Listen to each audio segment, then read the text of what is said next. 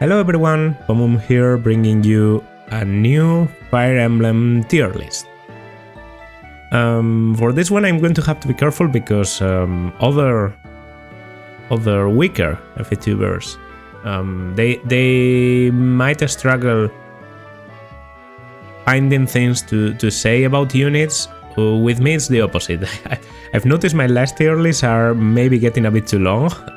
Shout out to the 4-hour long FE6 tier list. For this one, let's hope I can keep things to a minimum, talk about each of the characters in a context where I'm considering like a normal run, not... I know you can really abuse like having a large amount of free classes in Fire Emblem Conquest. I think this tier list is going to be more oriented to a run where you don't do that many reclasses, or you maybe don't exploit the reclassing system as much to get all the possible skills and everything, because I know with enough time and with lots of preparations, any unit can get to be good, as it's, you know, the common rule in any new Fire Emblem game. This tier list is also oriented for the Conquest route in Fire Emblem Fates, only the Conquest route. So anything I say about a unit that is available in Revelation and in some cases in Birthright too, like for example, I don't know, Kaze is also available in Birthright. Any opinion, any placement I do in this tier list doesn't reflect my opinion on a different route. You can consider each of the Fire Emblem Fates routes as different games. In fact, you probably should. Like, they are very different from each other. The difficulty curve is also like very different. You don't need to go to get as strong in Birthright to be able to clear entire maps of enemies. You don't... Like, the requirements in each of the games are different. Revelations benefits a lot from like ignoring terrain, for example, because there's a lot of difficult terrain in maps. In Conquest, not so much, and maybe you actually don't need that high movement because you want to play the maps slowly, except for the end game. So any opinion I say here is yes for Conquest, is for a like, I guess, hard/lunatic playthrough of Conquest, and let's hope you... I don't know, if you don't agree with any of my opinions, you just politely tell me in the comment section. I'm going to start off with Ana, a unit I'm actually going to have to guess a little bit here, because out of all the units in this tier list, Ana is the one I've never used in Conquest. I actually own the DLC for Fates, and I've played with Ana in Revelation like more than once. I think I've used her like twice, and I think I even married her with Corrin. And then I know I used her once in Birthright, because, well, in Birthright she can benefit from like some very powerful bows, like the dual Yumi, and there's also the fact that you rely so much on ninjas and everything that, I don't know, I thought she was a good fit, but I've never tried to use her in Conquest. Mostly because you have a lot of alternatives for adventurers. You have Niles, you have Shura, you even have Nina. So Ana's presence in the game is a bit redundant. You can recruit her as soon as well, when the Dragon Realm gate opens up, but normally, like realistically, you're not going to get her until chapters 9 or 10, I'd say, which is more or less around the time where you get Niles, okay? Even if you were to get her at the first possible chance, she would only be coming like one chapter earlier than Niles, so I don't think the difference in recruitment time really matters. Like, you can consider them to... Her recruitment chapter averages to Niles' recruitment chapter, okay? And that's a good thing, because it means she has a lot of availability, and compared to Niles, I remember her being like a lot more a lot weirder to use. Niles is actually like the more like a straight, the most straightforward out of all the adventurers. He just has a decent amount of strength, very good speed, and also decent resistance. But he's not going to rely that much on his magic, and while he's decent with the Shining Bow, he might be the worst candidate for the Shining Bow out of all the adventurers. Meanwhile, Anna does have a lot more magic, so for her the Shining Bow is like a requirement. And actually one of the reasons why she maybe doesn't shine as much in Birthright as I expected her to when I tried her. And she doesn't do as much with physical damage, right? Which is, yes, a bad thing to have. She has a massive amount of luck and a pretty cool skill with make a killing, which honestly can be very beneficial for you, like getting an amount of gold randomly when playing Conquest, because as you know, normally in Conquest, unless you're using some DLC, you don't have a lot of ways to get money, to get funds and to get resources. So an extra way of getting extra resources is always fine. But aside from those niche applications, having a second unit to open chests with, which normally is a role that you would rather have someone like Kaze do, and that way you also have decent shuriken use. Or being an archer, which again you probably have better options, because I think consistently Niles has better combat aside from the Shining Bow. I don't think she's that good. For a DLC character, I'm going to put her pretty low, but I think D rank is like okay. She comes with a good level. Maybe I'm being a bit too harsh here, but I know that Conquest has a lot of good units, like with consistently great performance, and Nana just isn't one of those.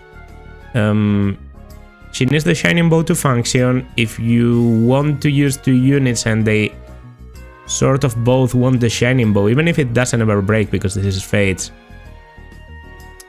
it's a bit of a toll on you, right? And she doesn't really bring anything new to the table compared to a unit like Niles or to Kaze in terms of opening chests, opening doors, like thief utility, which again in this game isn't too crazy. Also, if you're using Niles, you have the capture option. She doesn't. I'm not saying you can't use both, obviously, but she just doesn't particularly shine in this game. So DTR I think is pretty fair. Okay, that was probably the hardest unit to catalog out of all the ones. Now I can talk with a bit more, because with them I have to make a bit of an assumption, right? But with Arthur, I don't have to go that far, because I've used Arthur plenty of times. Comically bad luck.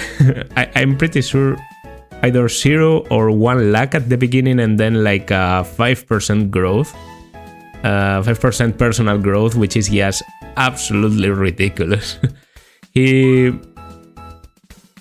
does compensate that very bad luck with a lot of skill, so his hit rates actually, even though he has that horrible luck, end up being better than Charlotte's, who's like the other fighter available through the, you know, excluding like reclasses and second generation.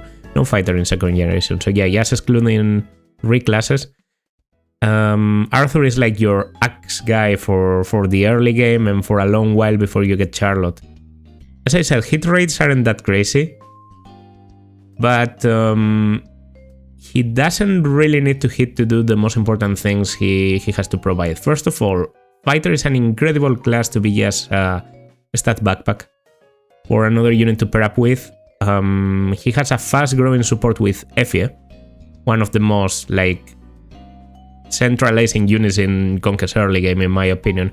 At least if you are playing like more or less casually. Maybe you want to exploit other units like Corrin or Silas a bit more, but Effie is a very good unit to have in your army.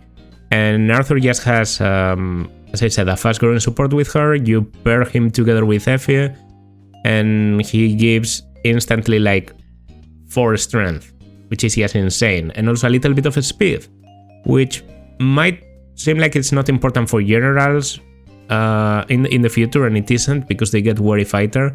But Effie has to make it all the way up to general, so up to that point she does benefit from the extra 2 speed to not get doubled by the fastest enemies.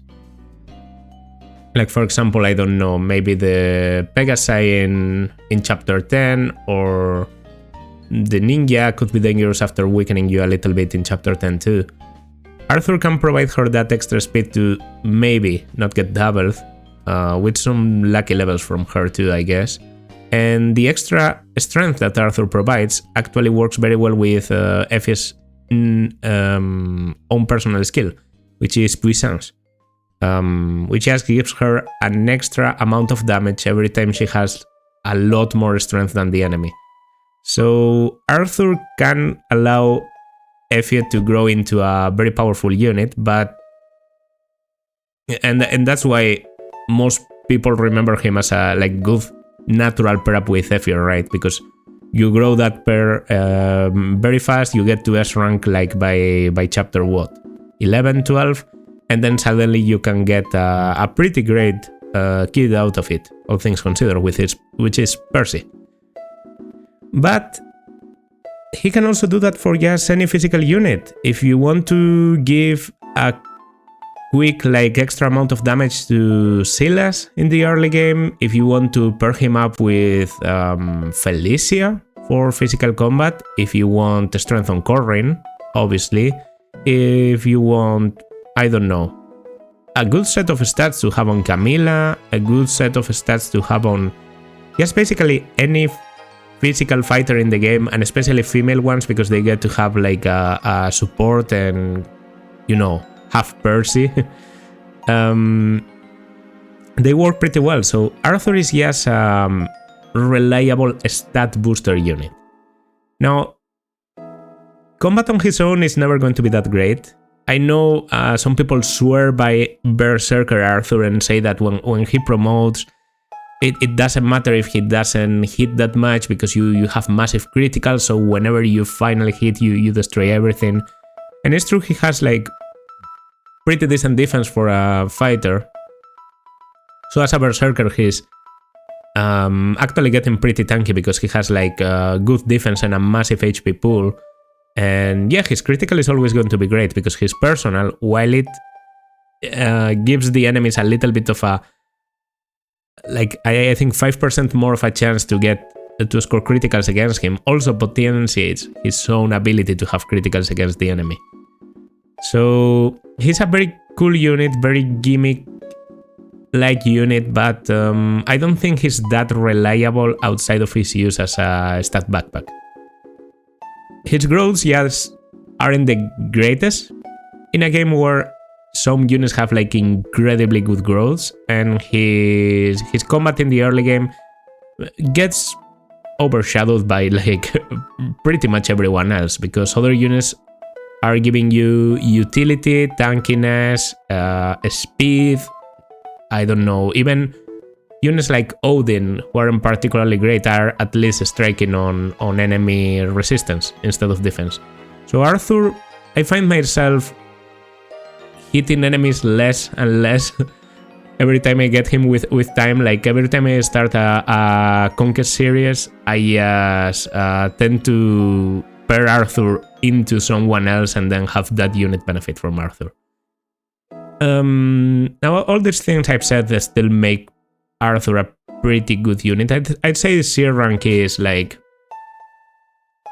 rank might be a bit too generous.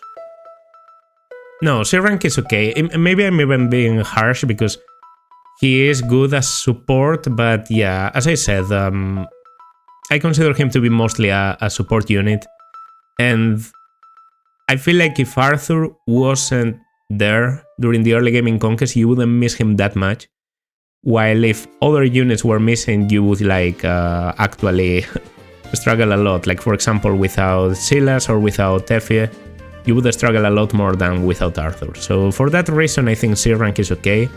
Arthur normally has a decent performance on the early game and can help get some of your units to be stronger and better at one-rounding enemies. Now, okay. We reach Corrin for some reason, even though these are supposed to be ordered by alphabetically. This is...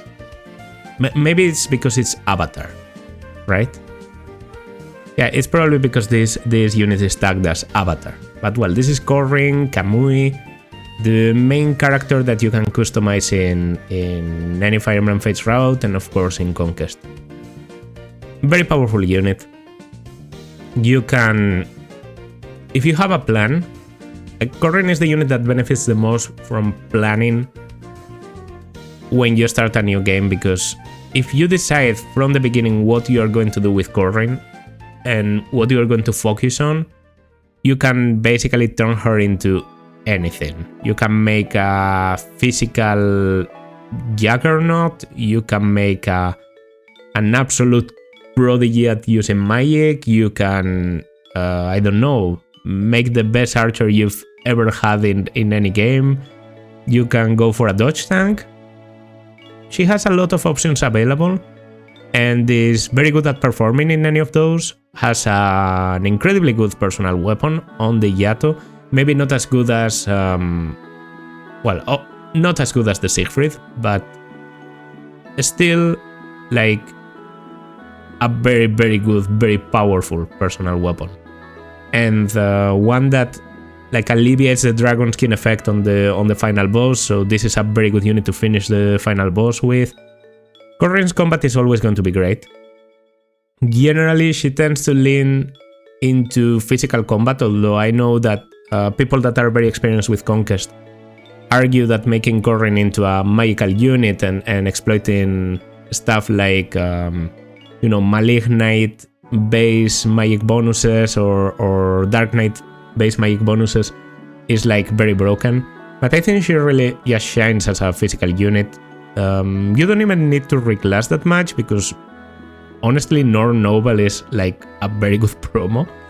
The Tome usage is like pretty good to have whenever you're facing a very strong physical tank and your swords just aren't able to go through. You can instead get reliable magical 1-2 range and destroy them from afar.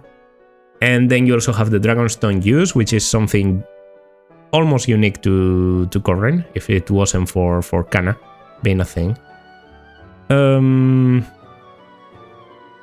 I just think Corrin is absolutely great, and I think putting Corrin in S rank is no surprise to anyone that has played the game, because Corrin can just become any type of unit.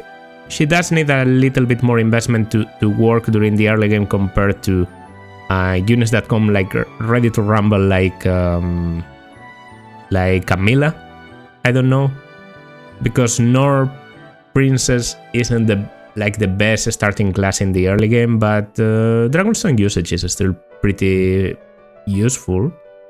And I think every shortcoming Corrin has, or you find with Corrin, is probably due to your own planning. Because if you plan ahead to correct any of those mistakes, she's a unit that can support absolutely anyone, benefit from marring almost absolutely anyone, and just, become the kind of unit you want. So she's a good... She will normally end up being like top 5 units in any army you develop in anytime you start a new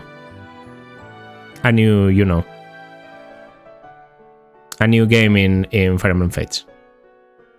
Okay, speaking of great units, we have Azura here, the dancer. In this case, it's not a dancer, it's a songstress, but we know the role that a songstress has in this game is the same as a dancer in any other Fire Emblem game. She's a refresher unit. She can sing for one of your units and allow them to take a second turn.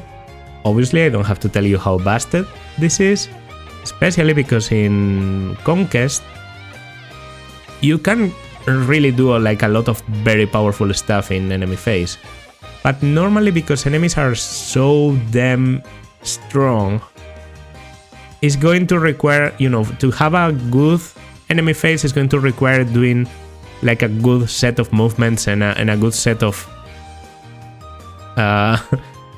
like deleting the immediate menaces on player phase and then maybe tanking the remaining enemies in enemy phase. That's at least how I tend to tackle most of the mobs in Conquest. And Azura is just incredibly helpful with that. If you are lacking movement to do a certain action, Azura is there. If one of your units is incredibly good at killing the enemy you're facing right now, Azura will allow that unit to kill 2 enemies instead. So yeah, Azura just allows you to maximize the usage of the most valuable unit you have for that turn. And the thing is, Azura also has like an incredibly high strength growth and also like a skill and speed.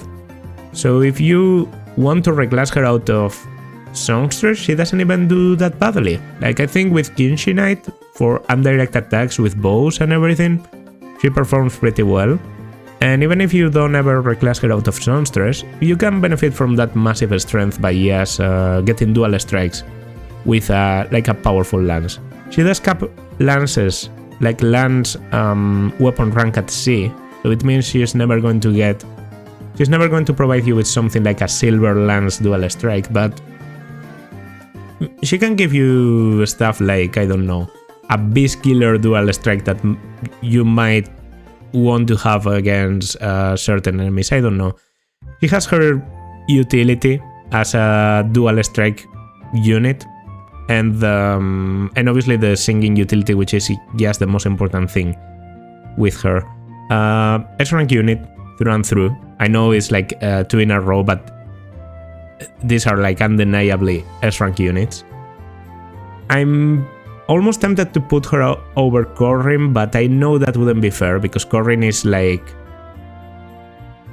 much more flexible. With Azura, if your army is built in a certain way, like very focused on enemy phase, you might not get as much from Azura as you would from Corrin, who you can build in any way. So just due to flexibility and I guess slightly due to availability too, I think Corrin is better, right? Azura has good things, but in Conquest she does come like in chapter 9, and yeah, maybe it's like a bit later than you want in case you want to do like a reclassing thing or, you know, the Kinshi stuff I mentioned. It's a bit more difficult to build Azura into something other than a songstress in Conquest than it is in any other route, I guess. That's just a minor argument. Mostly I just think Corrin is too great to be compared to a dancer. Alright. Benny, aka Benoit. Benny is defense. If you think of Benny, you think of defense. He's one of the 2 knights you get in first generation, and he has like an incredibly high amount of base defense, incredibly high amount of defense growth, and also like I think like a +3 modifier on his defense cap as a general. Ben is one of the few units that can pull off something I like to call like the 0 damage trick in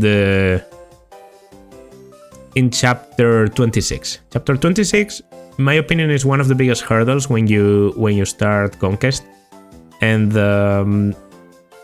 that's due to Jago spamming continuously status staves on you, and one of the sides being almost impossible to tackle because of all the very, very powerful physical enemies.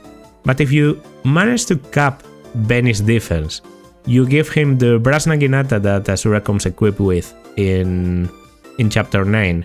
You give him some defense tonics, and you give him like a good S-rank pair-up that provides also good defense.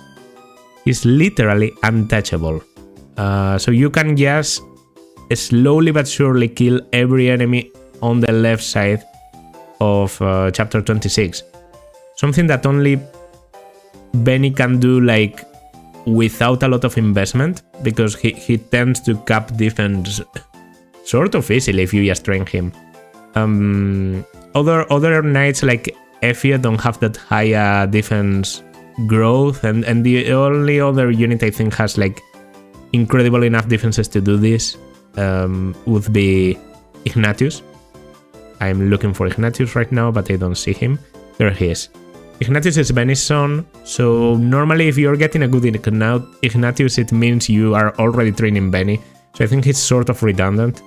But, well, even if you don't want to go for like the chapter 26 thing that I just mentioned, you just have to consider that Benny is an incredibly tanky unit that can choke any point except for maybe against the, I don't know, armor slayers or hammers.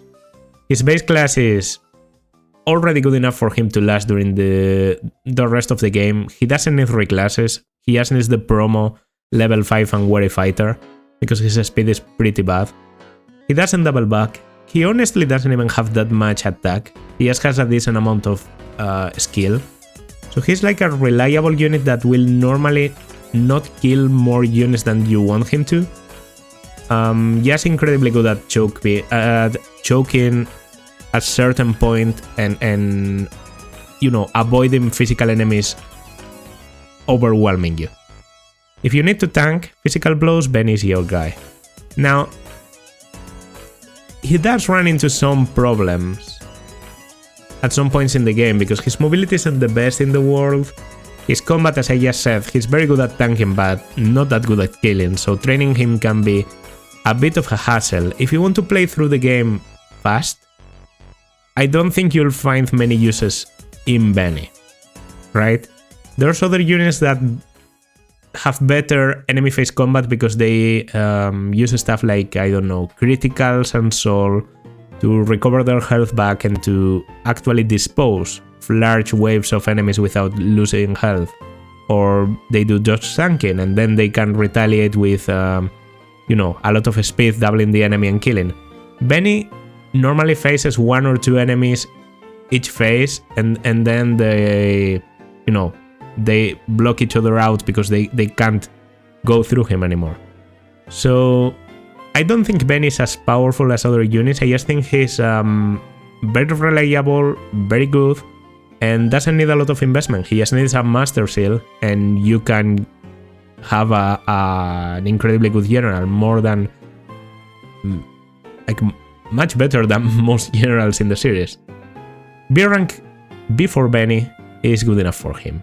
Let me just... Yeah,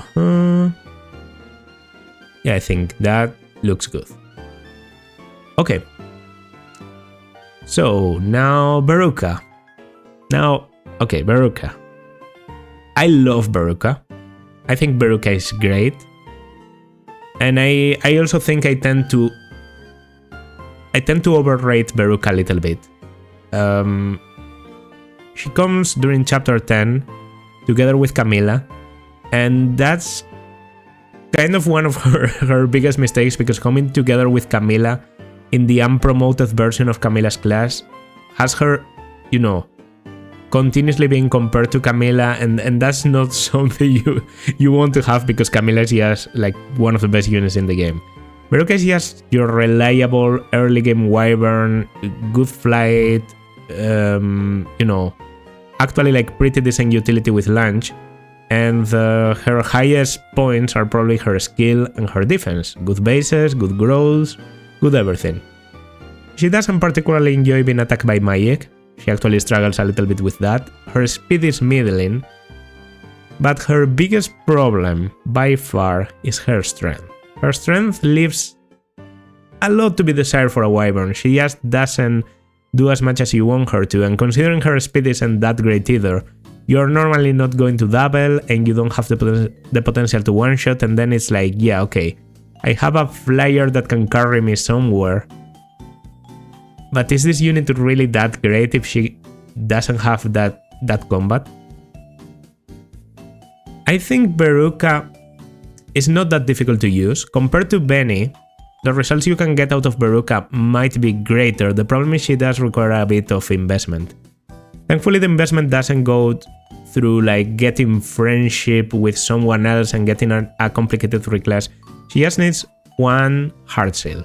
and then you get her into Fighter, and Fighter actually patches up a lot of her weaknesses because it gives her a greater speed growth, a greater strength growth, and eventually if you go as far as Berserker, you can get Axfer, which, you know, she's going to really enjoy. Axfer also is level 15 Berserker, meaning if you go up to level 15 Berserker, that means you also obtain Rally Strength during this. So if you go back to Wyvern Lord after that, you can have like a Rally Strength plus Rally Defense unit, which is incredibly good, very beneficial to support other units with. She has also a pretty cool personal skill with Opportunist. If the enemy can't retaliate, it gives her +4 damage. Of course, because she's looking for that extra damage, she really enjoys having a skill that gives her exactly that. The problem is that when people see this, they normally tend to think, okay, so what, she's like really good against archers because she kills them before they can retaliate? That's not the right idea. You should be thinking more about hand axe or tomahawk on Beruka. I already told you her skill is pretty good. It's actually like one of the best skill growths in the game, and in this game, Wyvern Lords have like pretty decent skill growths and caps. So you can just aim for a build focused on the use of Tomahawk so that Beruka can attack enemies from afar, do a bunch of damage, and do so from a position that maybe your other units are not comfortable in, and then someone else comes in and sweeps the kill. She's not going to destroy the enemy, she's not going to be absolutely great, but I think she's very serviceable, and I think the amount of investment you need to get her to be good is much lower than other units that maybe get a lot of, you know, get really praised for doing exactly what Beruka also can do. So I'm going to put Beruka on B rank. I do think lower than Benny because Benny doesn't need the investment.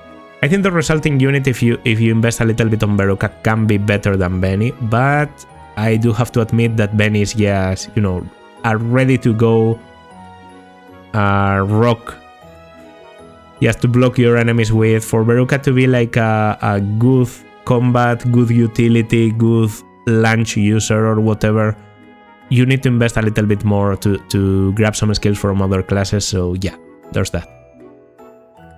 Now the unit... Oh, and don't try to go Malignite. It doesn't work. She just doesn't have magic. You know who also doesn't have that much magic? Camilla. Camilla, starting on Malignite. First of all, Camilla comes on Chapter 10, one of the best units in the game, if you didn't know.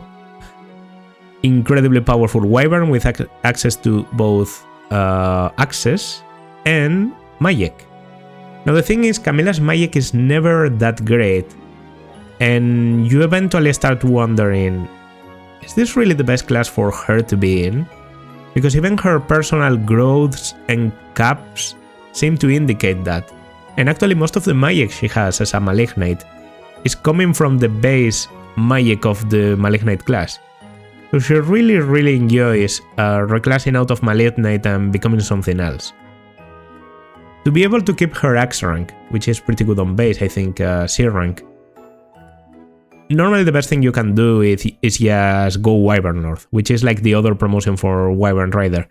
And I have nothing against that, but there's also like other funny options for her to go in, like for example Berserker could be pretty good. Or if you're willing to try a different type of weapon, I think she would actually perform pretty well as something like a paladin. But I digress. I do have to admit that having a pre-promoted unit, a Malignite, at that point in the game is absolutely broken, so you might not notice the shortcomings of Malignite during the early to mid game, and Camilla does perform incredibly well, much better than any other unit at that point in the game. Even if you have pre-promoted a unit at like, I don't know, level 10, 11, 12, they are probably not going to catch up to Camilla in terms of stats. And the thing is, Camilla also, she doesn't get as much experience as your other units, but she does level much faster than a unit at level 1 promoted is supposed to. Because internally, she's coded to have a bit of a lower level than that. She's supposed to act as if she's like 5 levels under her actual level. So she gets levels very easily. If you train her, she's like almost impossible to not get to level 20 promoted. And I find myself having to use the Eternal Seal on Camilla to benefit a little bit from, from her growths in the future. Also, her growth being so good means she's like incredibly good at having kids.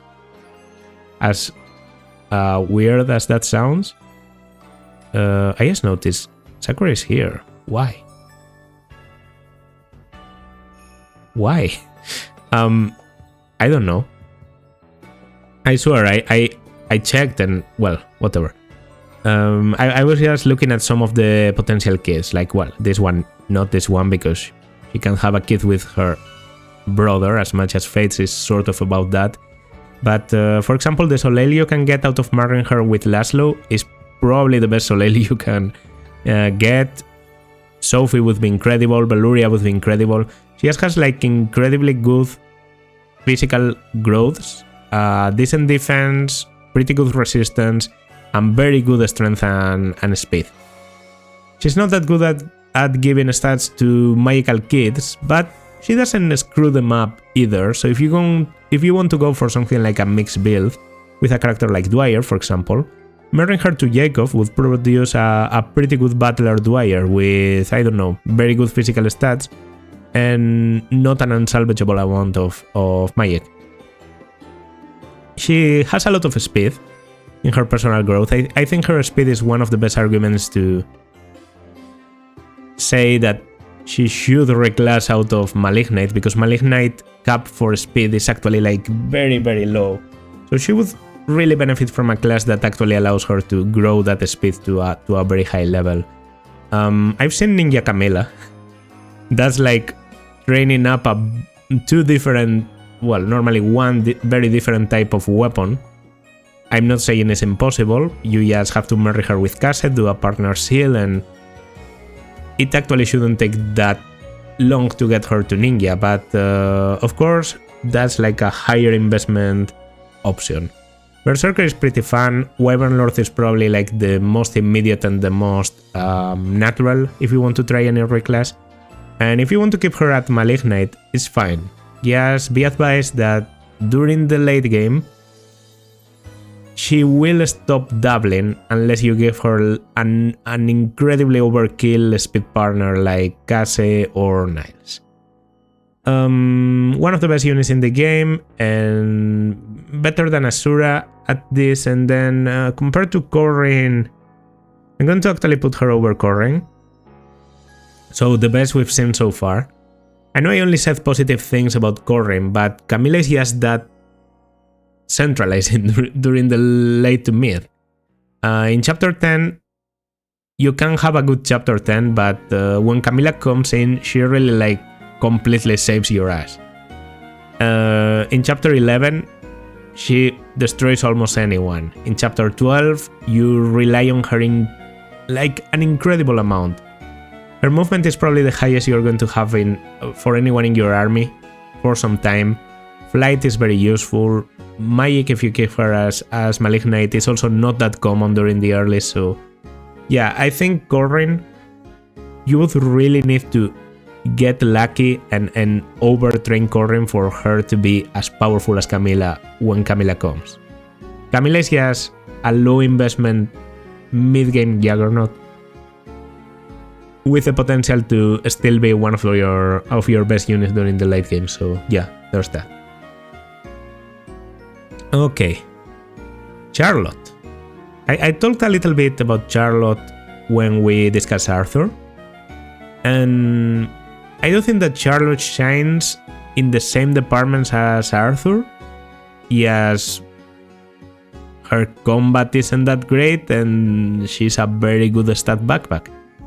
But curiously enough, even though her hit rates are consistently worse than Arthur, I think she works better at doing combat than him. This is mostly due to 2 things. One of them is, and I don't really think it's that relevant, but bear with me for a second here. She has better units to pair with. Like, I think it's easier to find a physical male unit for her to give the boost to. And then she normally tends to benefit more from the boosts, back to her. Like, if you switch... I'm obviously thinking Shander, because pairing Charlotte into Shander and having Shander become like a very good fighting unit is very common. And actually switching back to Charlotte is not that uncommon, because the one thing that Shander struggles against are like a strong, like very physically focused tanks, like for example generals. And Charlotte provides exactly what you need in that case, which is, yes, wielding a hammer, having a fuck ton of strength, and actually getting like very good bonuses from the Shander pair-up. She also works pretty well with Benny if you actually want to try and build some defense on her. Her HP pool is pretty massive, defenses aren't that good. She's never going to be that reliable at combat, but I think overall her combat tends to be better than Arthur, just because training Arthur means taking away experience from some other units in the early game, while Charlotte comes a bit later, a bit more trained up. Maybe a bit under leveled for her joining time, but still you might not struggle as much with her as you do with Arthur. She's just great. Good promo into Berserker, and then you can turn anyone into a monster. Reclassing is, well, I know her heart seal reclasses are a bit of a meme because she has like Troubadour or something stupid. But yes, that massive strength and that massive speed can make her into some interesting classes if you want to go for that. I know Ninja Charlotte is a thing, and it actually works. I know you can also like kind of sacrifice your reclassing Corrin option to turn her into a sniper, and then she has like the highest fucking damage, like a Takumi without the Fujin Yumi sort of unit in Conquest. She's just very good, and her combat is more salvageable than Arthur's, but her highest potential comes from being a stat backpack. I don't think I can put her much higher than Arthur, but I think I can put her over Beruka. I do think Benny is like easier to use. Like, you don't need to rely on Charlotte as much, while Benny, like even in his joining chapter, what you normally tend to do is pair Charlotte into Benny to have Benny be the one tanking the blows, right? Charlotte doesn't really enjoy open combat against multiple enemies. She's just very good at one-shotting a single enemy and sometimes even going for bosses. But it's not like her combat is as consistent against waves of enemies. And as I've said many times, the biggest point from Charlotte is just turning any physical fighter, and if Arthur was better for the girl fighters, then she's better for the boy fighters. Getting an S rank with them, and also probably creating like a monster child out of that union. For example, the Siegbert that comes out of her marrying Shander is pretty great. Speaking of kids, first kid we discussed today is going to be Dwyer. Now for the kids I'm going to be a bit more brief because like there's almost countless possibilities to, marry Jakob with and have Dwyer. I think Dwyer tends to be one of the earliest kids you obtain because Jakob comes so early, and can potentially be the child of Corrin because Jakob and Corrin have that like very fast growing support that it's also kind of beneficial for Corrin because of Jacob's personal providing like defense and avoid. So Jakob and Corrin are actually like a pretty good fit, but you shouldn't consider the Corrin Corrin mothered Dwyer, if that makes sense, to be like the average Dwyer at all. Dwyer is a bit of a tricky unit. He doesn't really know if he wants magic to go Valkyrie or he wants a bit more strength to be better as a battler. Starting ranks are not the greatest. Having a good healing base can turn him into a decent staff bot, but you have better options for staff bots with your servants and with Elise. He's really like a nowhere guy.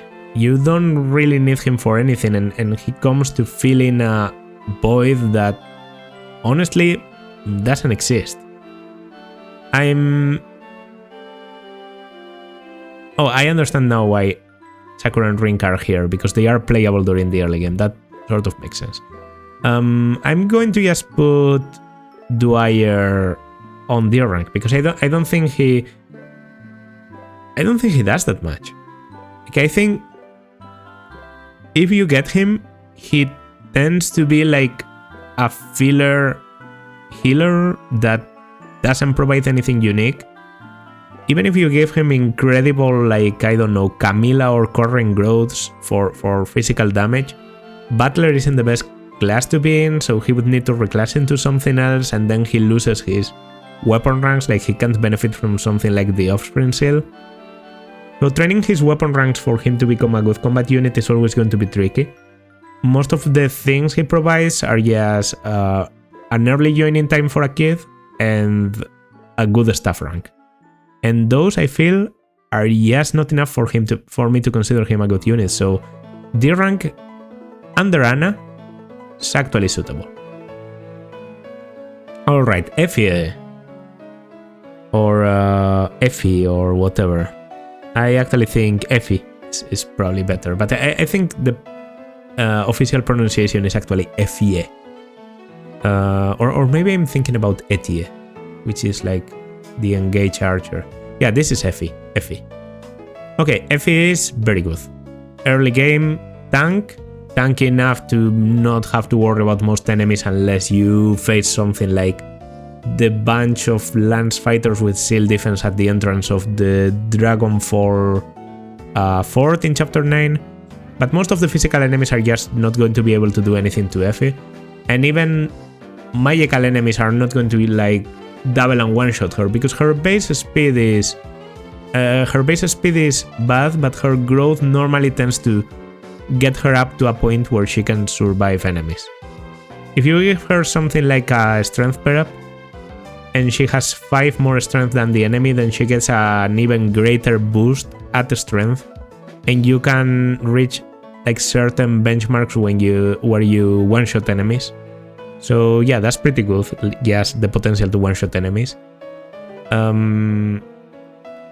Lances are, I think, a pretty decent weapon type to have during the early game, because there's like a lot of enemy lances, of enemy shurikens that you have a neutral type against, and axes are not the most reliable, so blue weapon types are just pretty good in Conquest, I feel, because you also tend to face a lot of swords later in the game, lots of lances. The enemies here don't really have a lot of access, because Hoshidan classes don't get a lot of access. Overall, I think being a general means normally in phase that you're pretty powerful, because generals got like revamped and from Awakening, where they were probably one of the worst classes. I think intelligence systems reconsidered the choices they had taken in Awakening and gave them a lot of powerful stuff, like Wary Fighter, like the defense +2 boost in case it was necessary, and yeah, yes, the ability to pair up with someone, block the enemy dual strikes, and I don't know, I think this game really favors tankiness. So Effie can be a bit more of an offensive tank than Benny, actually able to get good combat. You also have the possibility to promote her into a Great Knight, and she performs much better than Benny, who should never consider promoting into a Great Knight. He's a general through and through. She works well on both. She actually passes down some pretty decent speed and strength to any child. She's there in the early game, and you normally tend to really use her in chapters 7 and 8 and 9 and 10. Then on chapter 11, you get more options and you maybe don't need her as much, and from that point on you can discard her, bench her, whatever, let her die even.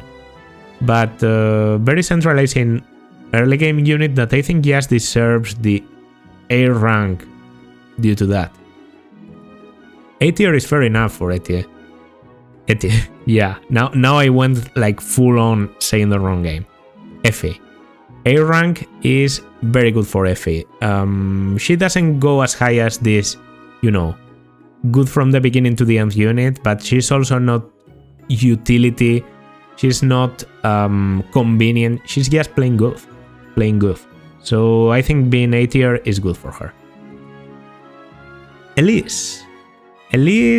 Now that we have Sakura here, I can say about Elise that while Sakura struggles a little bit comparing herself to the servant you get in your route, that never happens with Elise, because with Conquest difficulty being a bit higher, you normally need a good amount of healers. And Elise's personal, and like her personal plus the Moazelle that you get a bit later on, are just so valuable that I feel even when she doesn't heal, that -5 damage reduction from Lily's push plus the Moazelle is absolutely insane. She comes very early too, chapter 7, so you can make use of the healing from the beginning. You have the Servant, which is like a pre-promoted healer, and yet Elise has a bit more movement than them, so there's stuff that only she can do. The only things I have against Elise are obviously the lack of combat when you first get her, because she just isn't able to do combat, she's supposed to be a utility unit, and that it's pretty difficult to get her to build supports with someone else, because pairing her into someone while they do combat obviously means you lose on a healer for a long time, and then it's like a deployment slot that you threw into the garbage. Those are minor complaints, of course.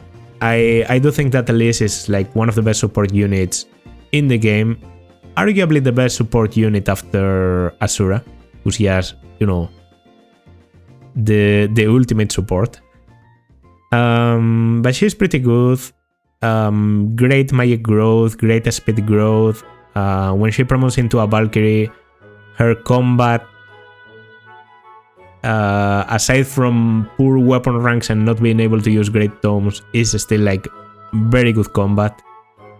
And there's a lot of funny things you can do with reclasses, and I have to mention here, even though I said I wasn't going to consider crazy reclasses, I know there's a very popular Wyvern Elise build that basically consists on reclassing her into Wyvern, killing a few enemies during the early game, dumping every arms scroll on her, getting to C rank, getting the Bolt Axe, and yes, with the promo to Malignite, spamming the high might Bolt Axe with the high magic base from Elise, high magic base from Malignite, and that's supposed to just one-shot a lot of things during at least the mid-game.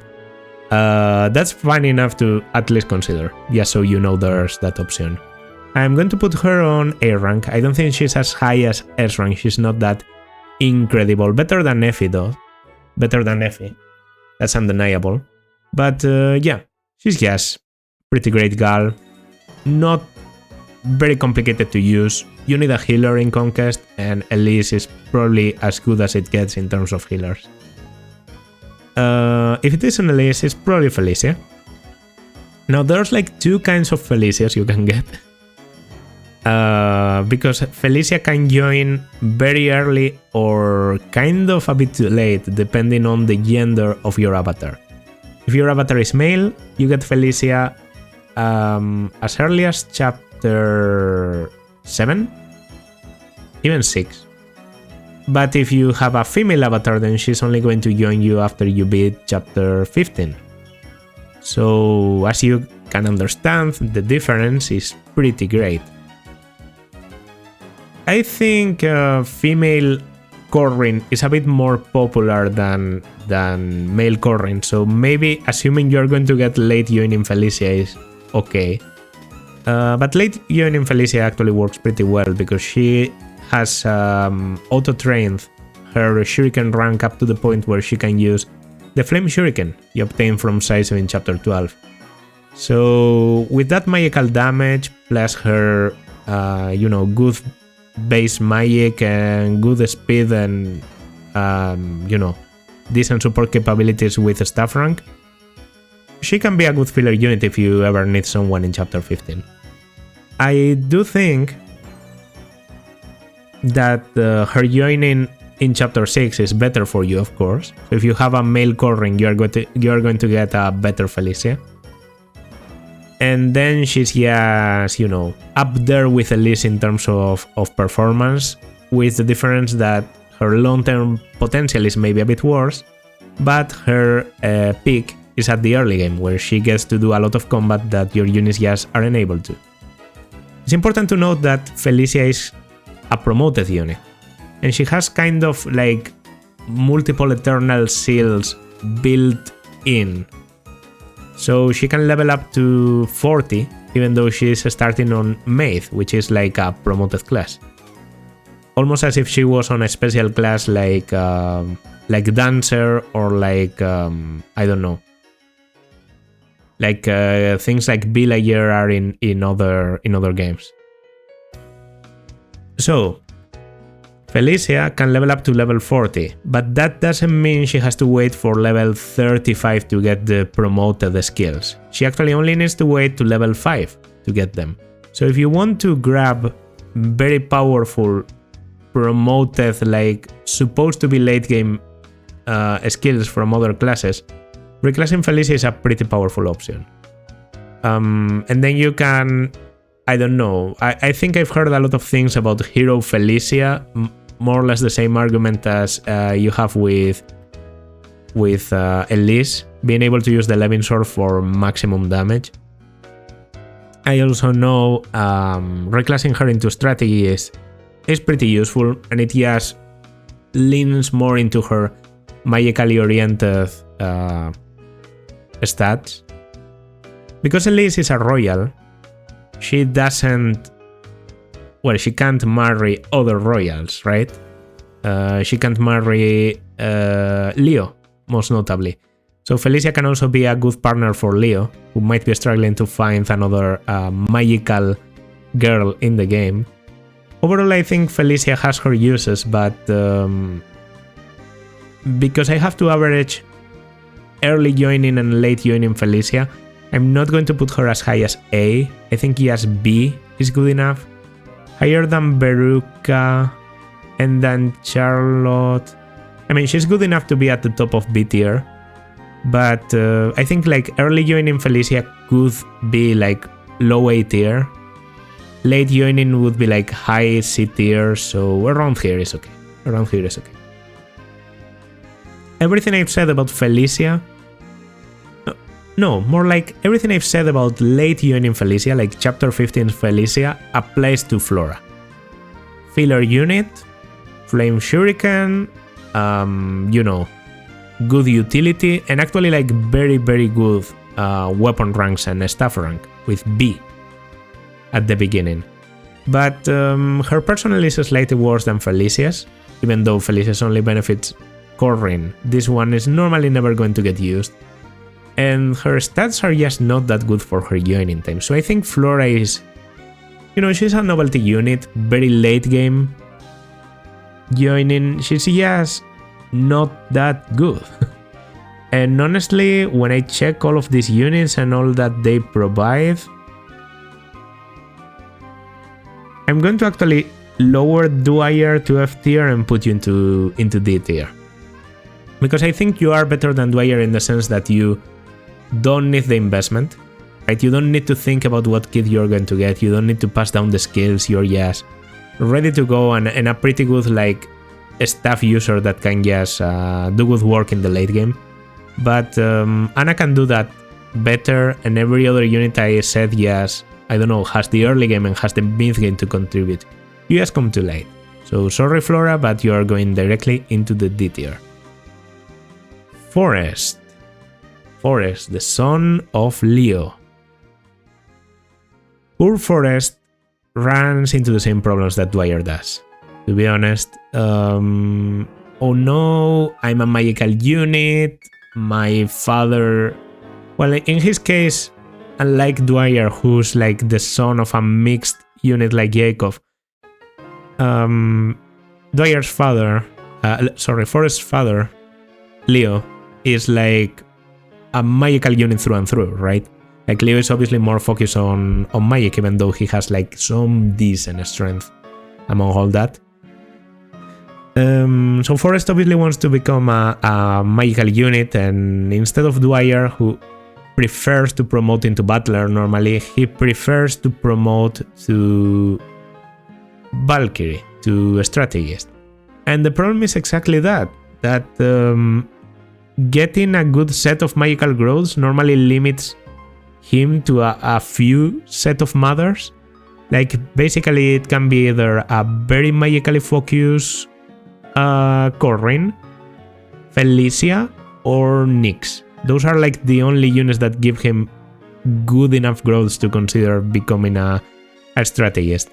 And all of those mothers come with a disadvantage. Corrin normally doesn't want to marry Leo. Not only because it's creepy and you shouldn't marry your adopted brothers, but also because this is a pretty good unit that probably doesn't get as much from being paired to Leo as she would from, others.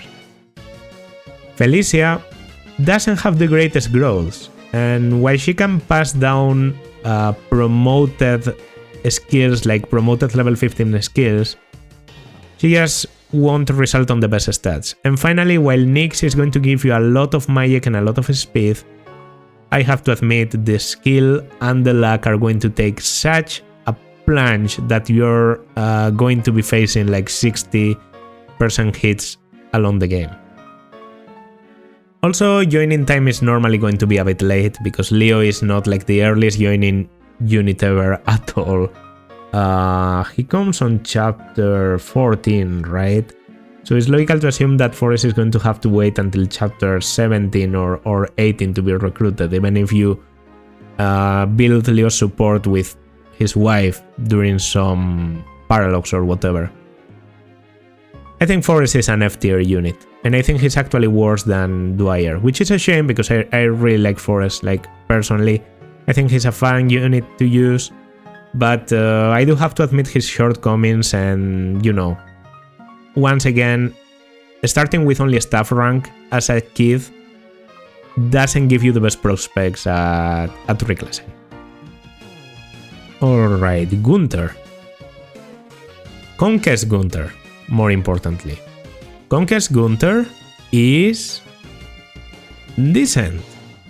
Probably the best, well, no, definitely the best route for Gunter to shine at. Not only does he provide you with sort of unparalleled combat during chapters 2 and 3, but also he decides to suddenly come back in chapter 17, chapter 15 actually. And well, I understand that chapter 15 is like very kind of scripted for you to be together with Gunter, Corrin, and Azura. But after that, Gunter can continue to do a good job by means of mostly reclasses. He benefits, although to a lesser degree, from the thing I mentioned with Felicia and with Jakob, the built-in Eternal Seals. He can grab some pretty powerful skills, and he has the ability to immediately reclass into Wyvern, which does allow him to get a lot of good stuff like plus 2 strength, trample, lunge. So, I mean, he has powerful reclass options, he has good ending classes, and he also starts with a lot of leveled up weapon ranks on lances mostly, but also on axes and even a little bit on swords. So if you want to marry him to Corrin, which is the only way to get him extra reclassing options, he can probably find a decent, nth class into whatever you like. And if not, turning him into a wyvern is probably like the best you can do with him. And honestly, I would argue he is like more or less up there with a trained up Beruka at that point if you go for Wyvern Lord. The problem is that his growths are absolutely horrible and you shouldn't expect him to then keep up for the rest of the game. He's just like, comes in chapter 15, very low investment, obviously will get outshined by other units, but yeah, the low investment is there, like C rank is pretty fine. Definitely does a lot more in your army than either Anna or Flora can do. as sorry as I am to say that, but yeah. Okay, Ignatius, Benny's son. My biggest gripe with Ignatius, aside from him being very ugly, which I think is a valid concern, is the fact that to get Ignatius you have to train Benny. And everything that Ignatius brings to the table, Benny does. And I don't think it's the kind of utility that you benefit from having again. Like, Forrest at least has a different role from Leo, right? And Dwyer, well, I actually do think that Dwyer suffers a little bit from that, because he has more or less the same stat line as Jakob, but Jakob tends to be reclassed a lot during the early game, so maybe you have a paladin Jakob and a healer Dwyer. Meanwhile, Benny is almost always going to be kept as a knight, then a general, and then you get Ignatius, who's the son of Benny, and probably has a mother that also favors physical stats, mostly defense, and you get another very tanky knight with a stat line very similar to Benny's, slightly worse personal skill to be honest, and maybe a slightly better stats in some other aspects, but do you really want to switch from Benny to Ignatius? And like, he doesn't get to do as much as Benny because obviously he comes in later, right? Even if you recruit him in chapter 16, which is I think a good estimation as to one of the earliest points, like getting Benny chapter 13, immediately getting C rank, then doing some paralogs. Okay, you can get Ignatius on chapter 16, you can deploy him on the boat along with Shander. Is he really doing like anything unique? Is he really bringing anything to the table compared to Benny? I just think he's like a slightly worse Benny, probably not much worse, so he should still be on B tier, but definitely under Beruka or these units that can provide a little bit more, in my opinion. Like, he comes in more to give you the overkill stats you might want to, face the late game with. I just think that Benny can be trained up and his weapon ranks and his supports can be built up a little bit more, to the point where he outshines whatever like extra defense and extra things Ignatius can bring to the table, because he struggles a little bit more with building the supports, with him being a kid and all. And yeah, he can be min-maxed like any other Fire Emblem Fates unit, and he can probably get to be a greater tank than Ben if you pass down a lot of skills. But by then, if you really are like trying to build the perfect Ignatius, then it's probably not chapter 16 anymore. It's more so like chapters 18, 19, and then does he get to do that much? Benny on base with a bit of levels and promo can reasonably solo the Kitsune chapter. Can Ignatius even get there in time? I think that's like the real question. Anyway, he's a good unit like in his own right, and I'm putting him on B tier, which is slightly over the average, because as I said, I think the tankiness is there. But yeah. No, actually he's going down here. Yeah, he's going down here. Not because I hate him or anything, just because I do think he's like on the average, not He's a bit under that. Alright. Izana. Izana is an Omyoye, a class that is a bit difficult to access in Conquest. Like, you're not going to get a lot of Omyoye. You would have to through like reclasses or weird shit. Izana more or less can be considered to be like another Flora.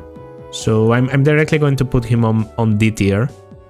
Comes on the late game, has magic and healing, and honestly his biggest thing is his healing being like a very high rank. B rank, so the same as Flora on base. Flora has the potential to get up to S rank and be a Bifrost user, which is a bit more valuable than Izana. So I think I'm actually going to put Flora over Izana, like I'm going to keep their positions like this. They really are very similar units. Their combat doesn't get to shine that much. I think Izana's combat might be slightly better. I think Flora's healing is like a bit better. Like the difference between their combat and the difference between their healing, in that exchange, Flora comes out winning. Bifrost usage is also like sort of important, and even if you just get to A rank, you have like Fortify and stuff. And also Izana's personal is very annoying. The peace thing where he reduces the attack of any surrounding unit, including your own, is yes. Sometimes his positioning can be so tricky to figure out that I just think he is not that good due to that. So yeah, I'm going to put him on D tier. I hope you agree with me. I don't think there's a lot of Izana fans. Jakob. Okay, Jakob. So Jakob, much like Felicia, depending on the gender of Corrin, can come very late or very early. If he comes very early, he's a unit on par with Silas or Effie, maybe even better during the early game, but a bit worse as the game progresses, right? But I would average him on A tier. He has a very powerful reclass to Great Knight, also to Paladin if you want. He can also do like any bit of physical combat you want him to, and is like the most battle capable out of the battlers. Like, you know, the Butler, Maid, Servant trio. Now that comes at the cost of his healing not being that good, so he normally tends to sacrifice healing for, you know, becoming a physical unit. And his personal skill is the best that the three personal skills thought out to support Corrin, which are Gunter's, Felicia's and Jakob's are. I think I butchered that phrase completely. Felicia gives strength and defense to Corrin, right? Like more like damage cost and damage received, plus and minus. Gunter gives extra damage cost and also extra hit, so he's like offensively focused. Jakob gives extra defense and extra void. For a void focused builds on Corrin, like for example Ninja or Swordmaster, mostly Ninja, Jakob is the best pair you can ever hope to have. And actually the Paladin pair up is pretty good because it gives you a bit of strength, a bit of resistance. So Jakob can be like an incredibly good pair up unit to give to Corrin or to some other of the girls, like a decent pair for Camilla, a pretty decent pair for Effie too, even. The problem is that here I have to average both that Jakob, the incredible Jakob that is almost begging for the highest point on A tier, and second joining Jakob. And let me tell you, Chapter 15 Jakob is not good.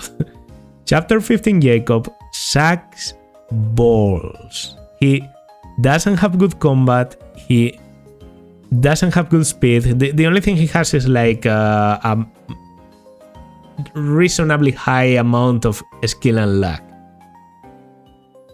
the staff rank doesn't matter when your magic is so low that actually like using physic with you is almost a waste of the physic. And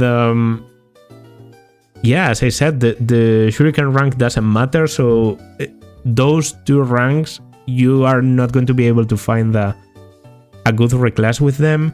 The possibility to go into paladin suddenly becomes a lot worse because, well, base stats are worse, but also you didn't get to train up the weapon ranks.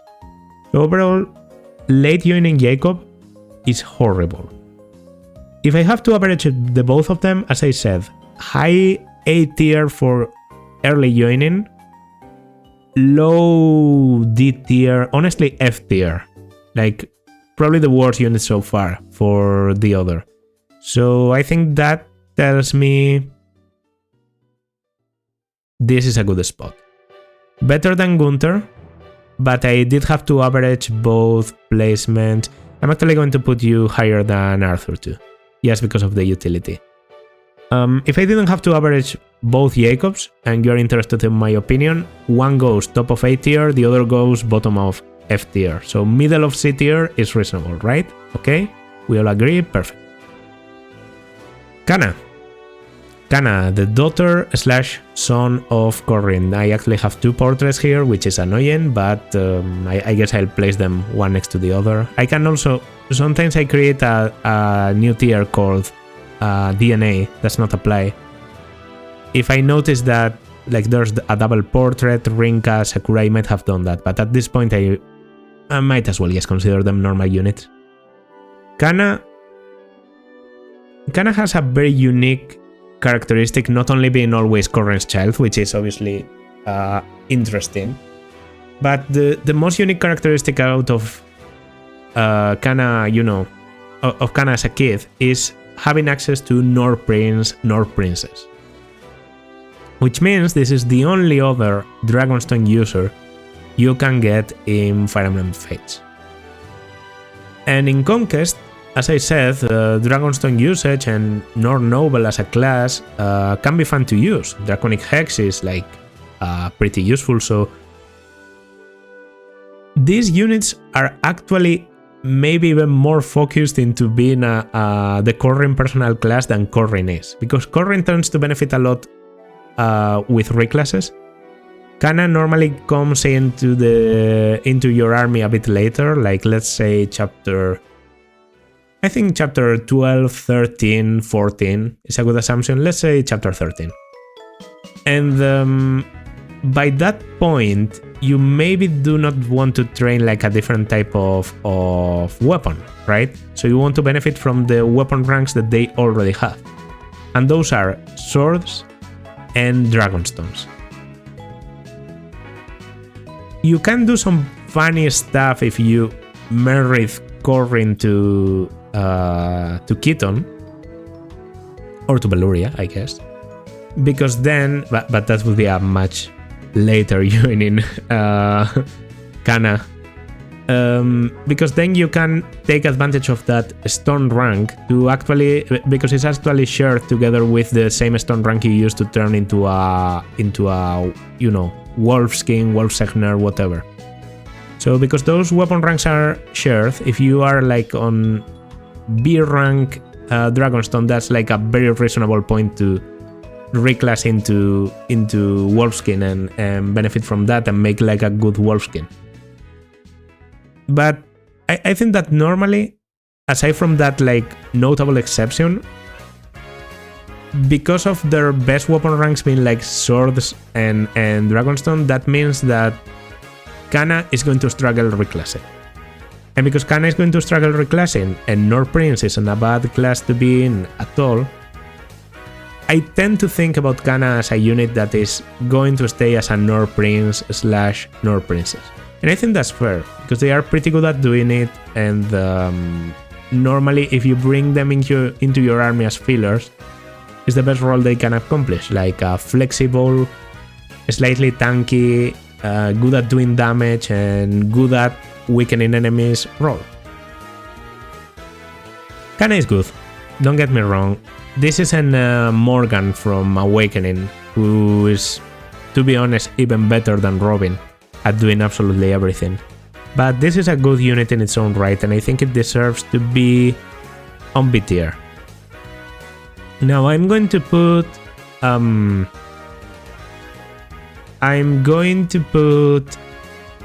female Kana over male Kana, because I seem to remember female Kana can get every reclass option in the game while male Kana can't, right? So that's like the one difference between the two. Actually, that's in Revelation. In this game, I guess it doesn't matter. Like, you can... because female Corrin is slightly better than male Corrin, I'm actually going to put male Kana over female Kana, because you get the opposite gender of what your Corrin is. Yeah, that's good enough. Do I think they are better than Beruka? No. I just think they are among the best kids. They don't come that early. They serve a bit of a filler purpose. They are there. That's good. It's okay. Okay. Kaze. Speed Devil. Speed Demon. All the speed you want and more, probably. The problem? Strength is low. Defense isn't great. And resistance sometimes is so high that the mages don't really want to attack you. Which I guess is a weird complaint, but this is your mage killer. Like, if there was ever a unit that deserves the title mage killer, it's Kaze. The only problem, sometimes mages are tanky enough to withstand 2 attacks from Kaze, and that's not great. So you have to choose his partner carefully. Thankfully this is Conquest, and in Conquest everyone or almost everyone gives a strength. There's a lot of classes that give a strength. Paladin, fighter, hero, and a lot of people's personal buffs also go along with that.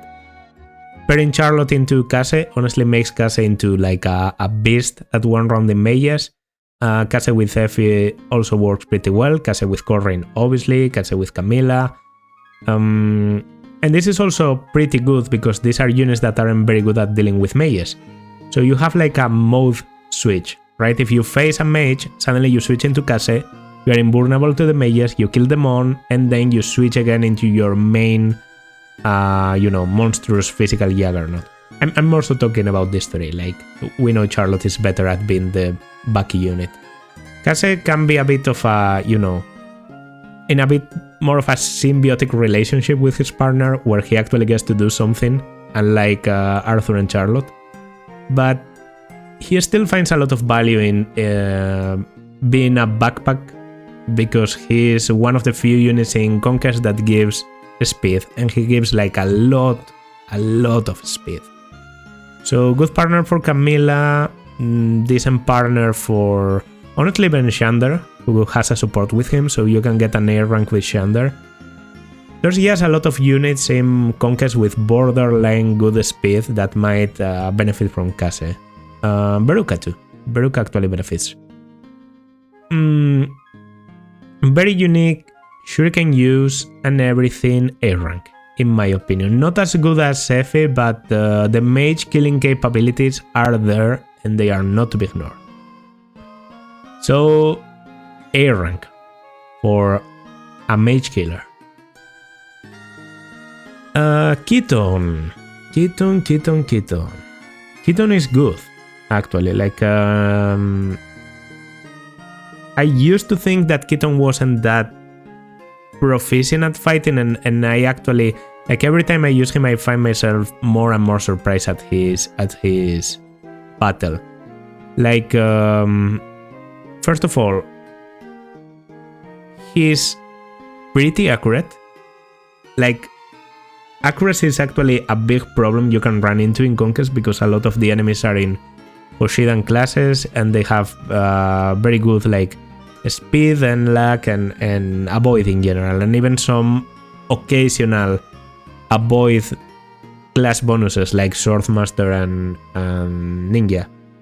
Keaton is pretty good at hitting, even with his skill not being the greatest ever. And the thing is, when he hits a dodgy enemy, normally that enemy relies on dodging because they are not that tanky. if Keaton is paired up with a unit that gives him that extra strength, like for example Charlotte, he tends to just, if I hit you, I kill you in a single shot. You have to think about Keaton like a very, very powerful damage dealer that struggles a little bit with speed. If you're able to get that speed up to the point where he doubles enemies, he's just going to one-round everything and destroy every enemy. And the thing is, he's pretty tanky too, so he's just a physical monster. Slightly limited in terms of mobility, and obviously he doesn't have 1-2 range, which can be unfortunate. But then again, 1-2 range in Conquest isn't that easy to find, because hand axes are like incredibly nerfed compared to other games. And magic and shurikens have their own problems, like low might low might mostly. Keaton is very powerful, and he can be very good at dealing with enemies that don't have range, but he can also get bullied easily by enemies with range, so you have to be careful with that. He's not a perfect unit, he comes a bit late, but he's pretty great anyway. He's A rank probably. Yeah, he's definitely A rank. I don't think he's worse than Kaze, but he's still pretty good at doing what he does. The guy just, I don't know. Having good physical combat is being a good physical unit, right? Even if he doesn't have the best utility. And also, Beluria is a pretty great kid to get, and it's kind of difficult to screw her up because of Keaton's growth being so like focused on strength and defense and all that. She honestly just needs a slightly speedy mother to fix her speed and make her even a bit better than Keaton. Laslow. Laslow comes a bit late. No, not late, but he does come like closer to the mid game than you know, with the early game already closing in chapter 12. And during chapter 12, I find that he normally struggles finding something to do. He's a mercenary, and for a mercenary, he has pretty good strength, something that sometimes other mercenaries struggle a little bit with. But he doesn't have the best speed, so I actually kind of recently, on my last time playing Conquest, tried Ninja Laslow, which I know is like a reclass for him. I was surprised to see that the results were much better than I expected, because it fixes his speed and allows him to keep the sword rank, and he can still do a lot of damage just because of his strength being higher. But you do have to find those little tricks and those little reclasses for Laslow to be able to work okay. And he's not a unit that comes as naturally as Keaton or Kaze to be able to perform well. His stat bonuses are also not the best. I think Mercenary in general is a bit of an underwhelming class path. So Laslow, yes, he's a middling unit. He doesn't have the best stats, he doesn't have the best class, he just falls short of a lot of benchmarks. I wouldn't expect anyone to one-round enemies with Laslow. I wouldn't expect anyone to tank big waves with Laslow. He's not a bad unit, but he's not great either. He's just even slightly under average. And slightly under average is where I'm going to put him. I do think he does better than Gunter, but that's about it, really. Like, yeah, Arthur's stat boosts at least are better than whatever Laslow can do with his hero/bow knight bonuses. I know bow knight bonuses aren't that bad, they are like sort of coveted because they give a speed, and you know, not a lot of classes give a speed in Conquest. But just promoting this guy into a bow knight and you know, getting E-rank bows to be able to turn someone else into a strong unit seems a bit sad to me. Like, if that's all you can bring to the table and Arthur can do it even better, you deserve your placement. Leo. Okay. Polarizing unit, right here. Leo is probably... Scratch that. Leo is definitely the best mage in the game. Like the best combat mage. The problem is, anyone can technically become a combat mage, right? So that's Leo's like unique stuff compensate the fact that anyone can try their shot at being also a Dark Knight, a sorcerer, and maybe outperform him by the time he joins in chapter 14. I don't really know. It's true that his personal weapon, Brynhildr, is absolutely underwhelming. Like the secondary effect of having like a sort of magic specialized Aegis effect is stupid because you're normally not going to use Leo to battle other mages. And the might is good, but the weapon can't be forged. So it's not better than a, I don't know, a Fimbulvetor that has been forged for multiple times, or even a Thunder can probably get to be better. I do think that Leo gets screwed over a little bit by all the nerfs that were put on magic in this game, because they realized that magic was incredibly busted in Awakening, so they had to nerf it in some way. And Leo has a good base in magic, and as a Dark Knight he really does very well. He's pretty promoted and everything, but he doesn't get to one-round enemies as much as you maybe would expect him to.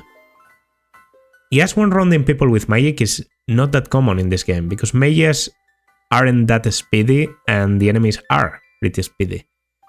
Leo's speed is nothing to, you know, be crazy about. In fact, he's more likely to get doubled by enemies than he is to double them. With some bonuses and with some pair-ups, this is surely fixable or whatever, but I do think that Leo's combat isn't that great.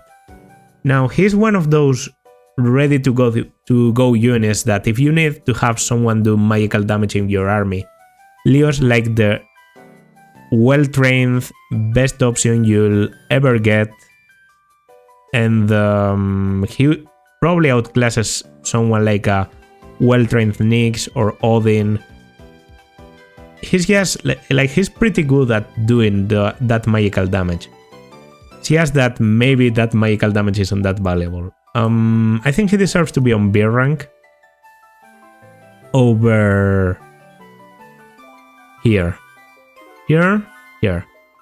Over Charlotte, because at least he can do something on his own, and you know, being the one magic user in here without, you know, without it being support, just purely magical damage is valuable, and sometimes you do need that magic to do certain stuff, kill generals, I don't know, pretty good against axe users also.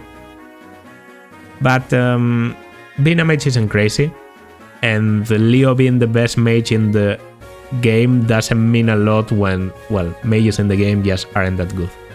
So that's my take. Again, with a grain of salt, polarizing unit sort of. I've seen people swear that Leo's growths make him technically the worst unit in the game, and I've seen people say that him being pre-promoted and not requiring a lot of investment make him into an automatic like A tier at least. I think like middle of the B tier is okay. He's slightly above average. That's clear to me. So there he goes. Midori. Midori is Kaze's daughter, and that means that she has access to Hoshiden classes, which is a bit weird in Conquest, but she has the weirdest line of Hoshiden classes ever: Apothecary. Apothecary means she can promote to either a merchant, which is a promotion she shares with Mozu right here, or to mechanist.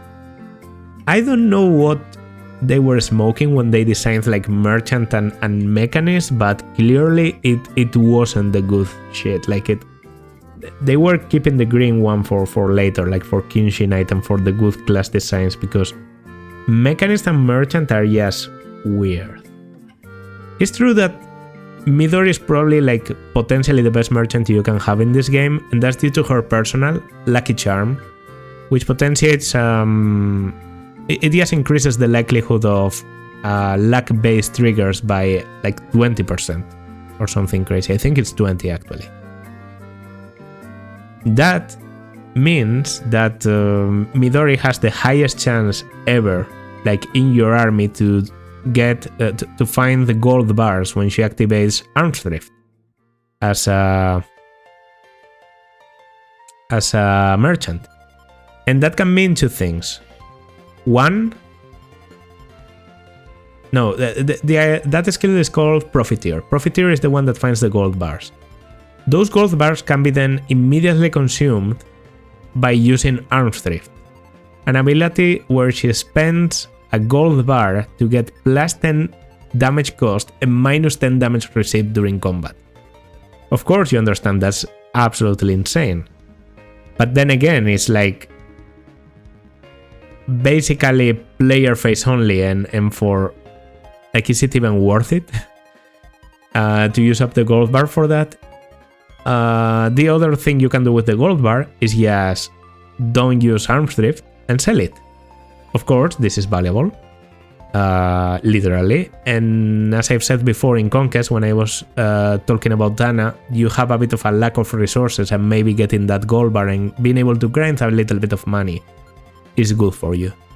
These are like unique niche things that only Midori can do, but I don't know if they are valuable enough for you to consider Midori a good unit. I do think that starting off with bows isn't the best weapon rank, because as a mechanist I think you prefer to have a higher rank in shurikens, and as a merchant, while you do well with the bows, it's just not the best class ever. So I'm going to say she's slightly under average for me, better than Gunter and than Laslow, but worse than you. Yeah, Ignatius is better, that's clear. So yeah, C tier, all right. Well, if I was talking about polarizing earlier, believe me, this is polarizing. Mozu. Okay, Mozu is a villager. Starting stats are absolutely horrible, and growths are incredibly good. And I think I've said it all already. Like, also the starting ranks are absolutely pathetic. She starts as a villager, which is, you know, a class with very, very, very poor bases, and with honestly like very bad growths also, like the class itself, and with an E rank in lances.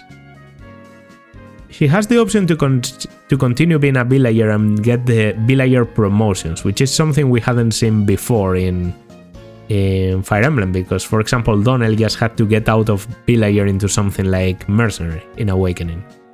But Mozu can continue to be a villager and then promote into merchant or master of arms. That are promotions she shares with apothecary and myrmidon, respectively, samurai in this game. I don't know if that's the best idea to use Mozu. It's true that you get to keep the lance uses, but I actually think her best chance to become a good unit is to reclass her into her Heart Seal option, which is Archer. I know Archer seems like a token class that is in every Fire Emblem game, but you have to remember, in Fire Emblem Fates, classes are divided between Hoshidan and Norian classes.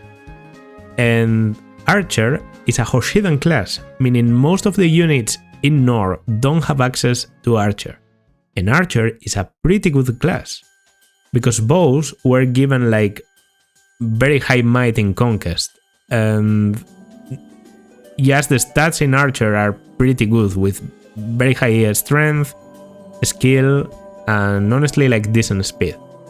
So by reclassing Mozu into an archer, you get access to a class that maybe isn't as powerful as something like Wyvern or Ninja, but it's still one of those classes that you are sort of lacking because your bow usage in Conquest comes out of adventurers, which yes, they don't have the best damage, and I don't know, people that promote into bow knight that might be struggling a little bit with bow ranks, and it's just not the nicest class to have in combat. If you want a good bow user, Mozu, weirdly enough, is probably one of your best options. She does have to struggle through E rank, and E rank in bows is very painful to do because you have to just use the bronze bow. Like you have to struggle using the bronze bow for a while. But after she's able to get through that, and she gets 2 very powerful promotions. One is a sniper for maximum combat and just almost a guarantee of hitting the enemy and also normally deleting him. And if you don't particularly like a sniper because you don't like footlock unit, you also have the option to go Kinshi Knight, and then you get a brand new flying class that is not that easy to access. I did mention Azura has access to it, and Azura's son Shigure can promote into a Kinshi Knight. But Mozu is probably going to have better stats than any of those two did if they trained a little bit. A well-trained Mozu as a Kinshi Knight has a lot of utility, very good combat against other flyers, and yeah, he has benefits a lot from her growth to bring you a new flyer that can carry someone valuable into, I don't know, another place, across a river, across a wall, across anything. I think Mozu can become a very unique, very good unit, and she's much more valuable in Conquest than she is in Birthright because of having access to these Hoshidan classes that are sort of unique to her, right?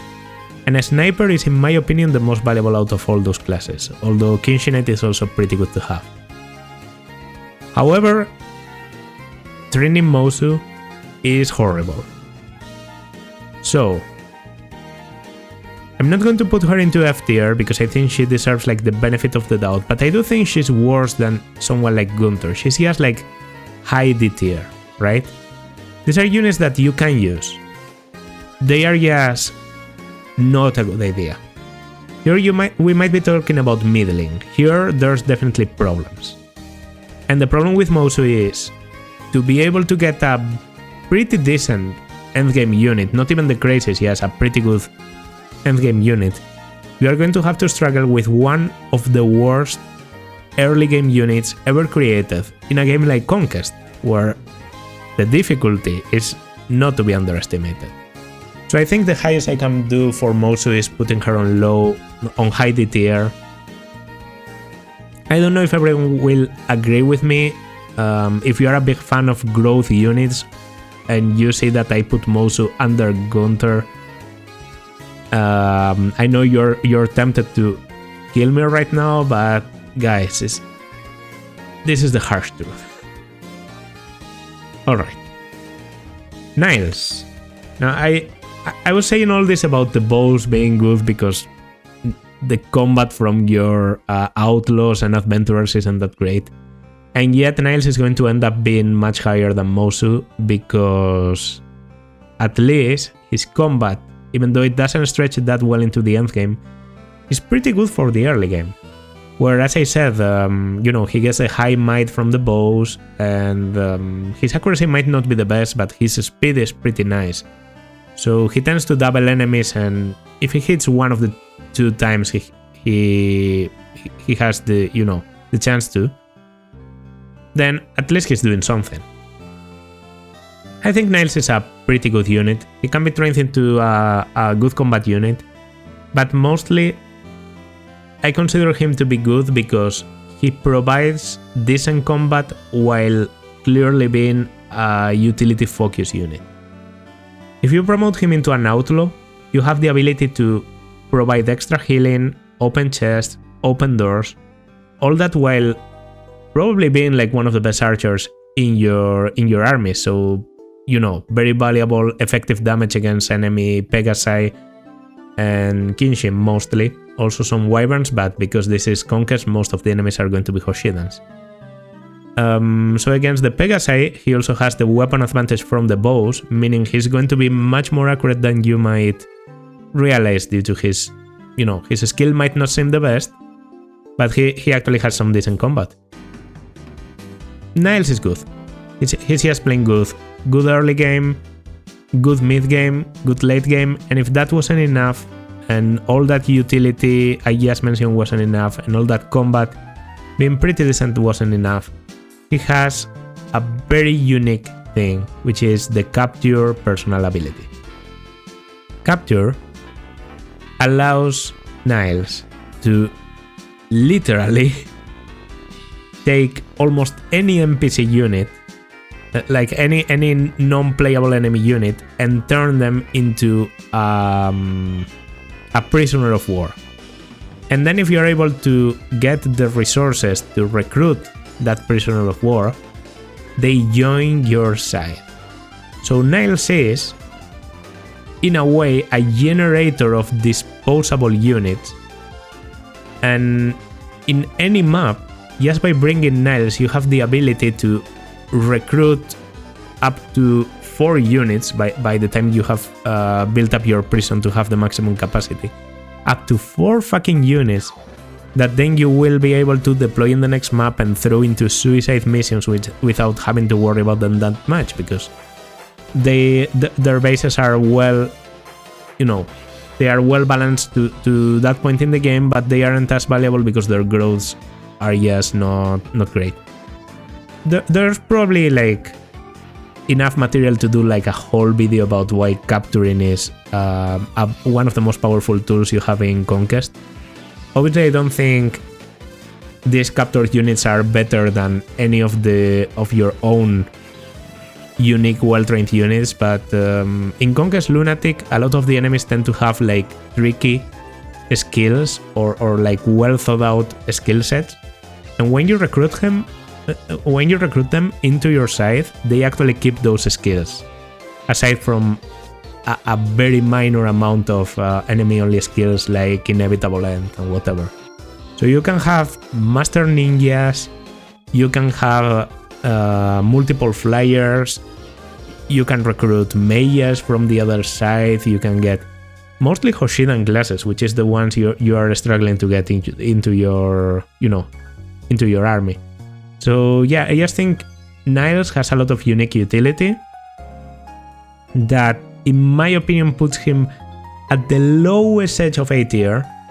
I don't think if I add any other unit to A tier, it's probably going over Niles.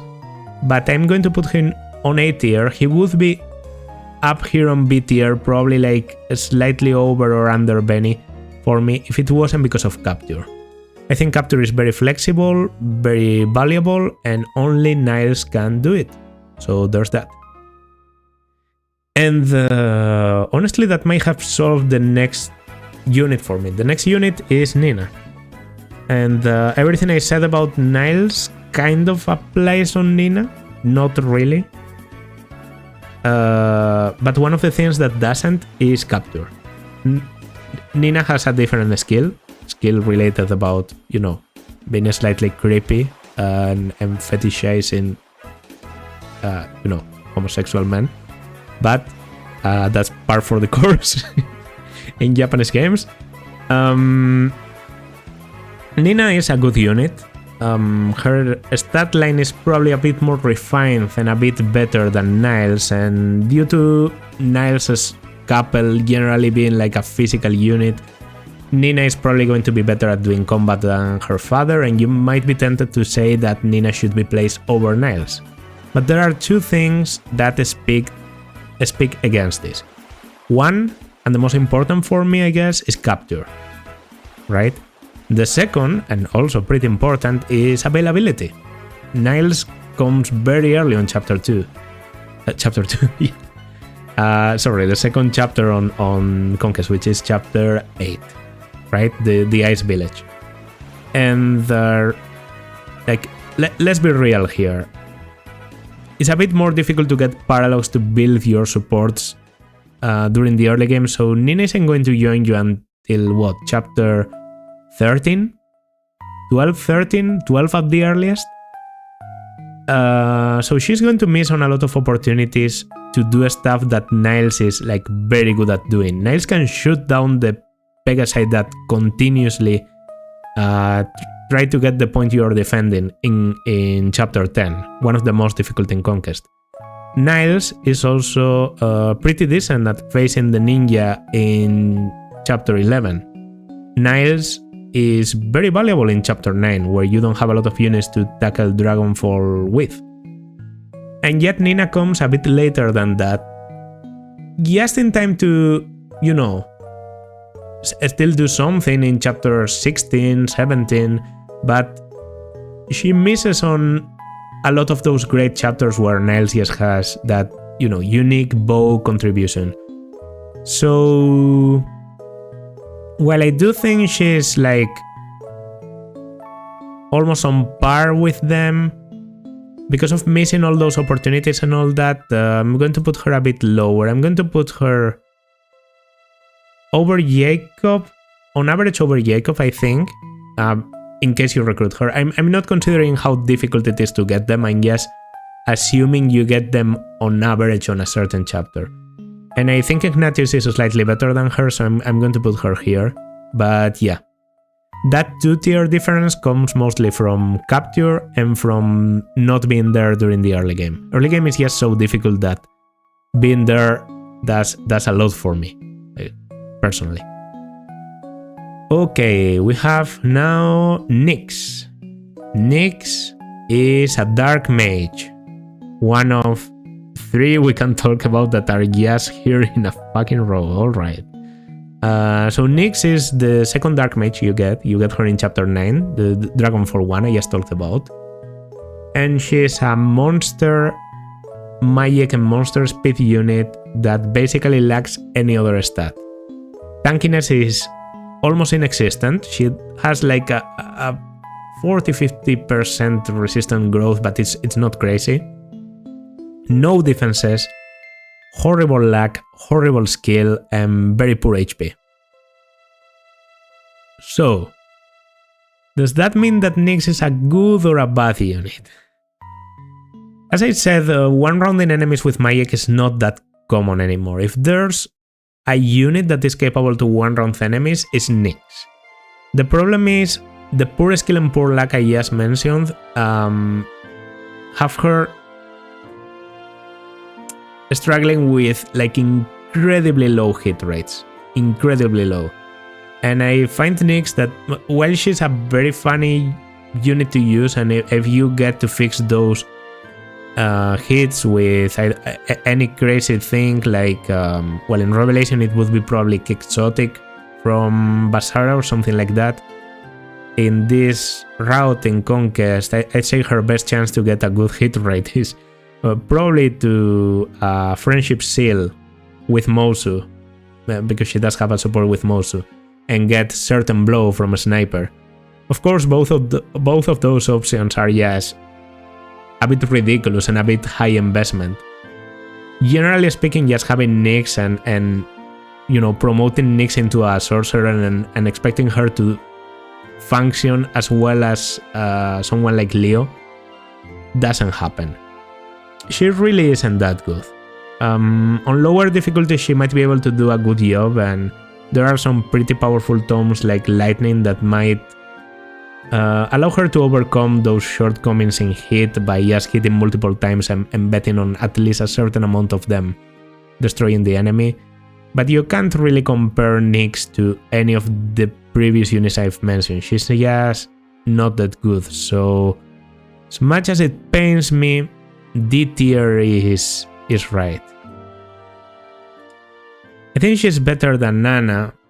No, I think Kana is better than her. Yeah, that's about it. I think Kana is better than her. So all the complaints I had about Tana, that should tell you something. And I'm even putting Mozu over her, not because she's as bad as Mozu on join time, but honestly, it's close to Mozu. and the ending result is not that good. Now, another Dark Mage. Odin. Odin Dark. Odin is actually pretty good. Pretty good. I'm not going to say he's a crazy unit, and I know Odin has his fans that, you know, live and die for the legend of Odin Dark, and I know Odin can do some unique stuff by, you know, being a very good Nosferatu tank, sorcerer, whatever. I know he can, he has some tricky builds to be able to clean up entire groups of enemies, but on base performance and on like base combat, Odin is already like better than Nyx. Because he actually has some defenses, because he's actually able to hit things, and because his magic, while not being crazy, is pretty decent.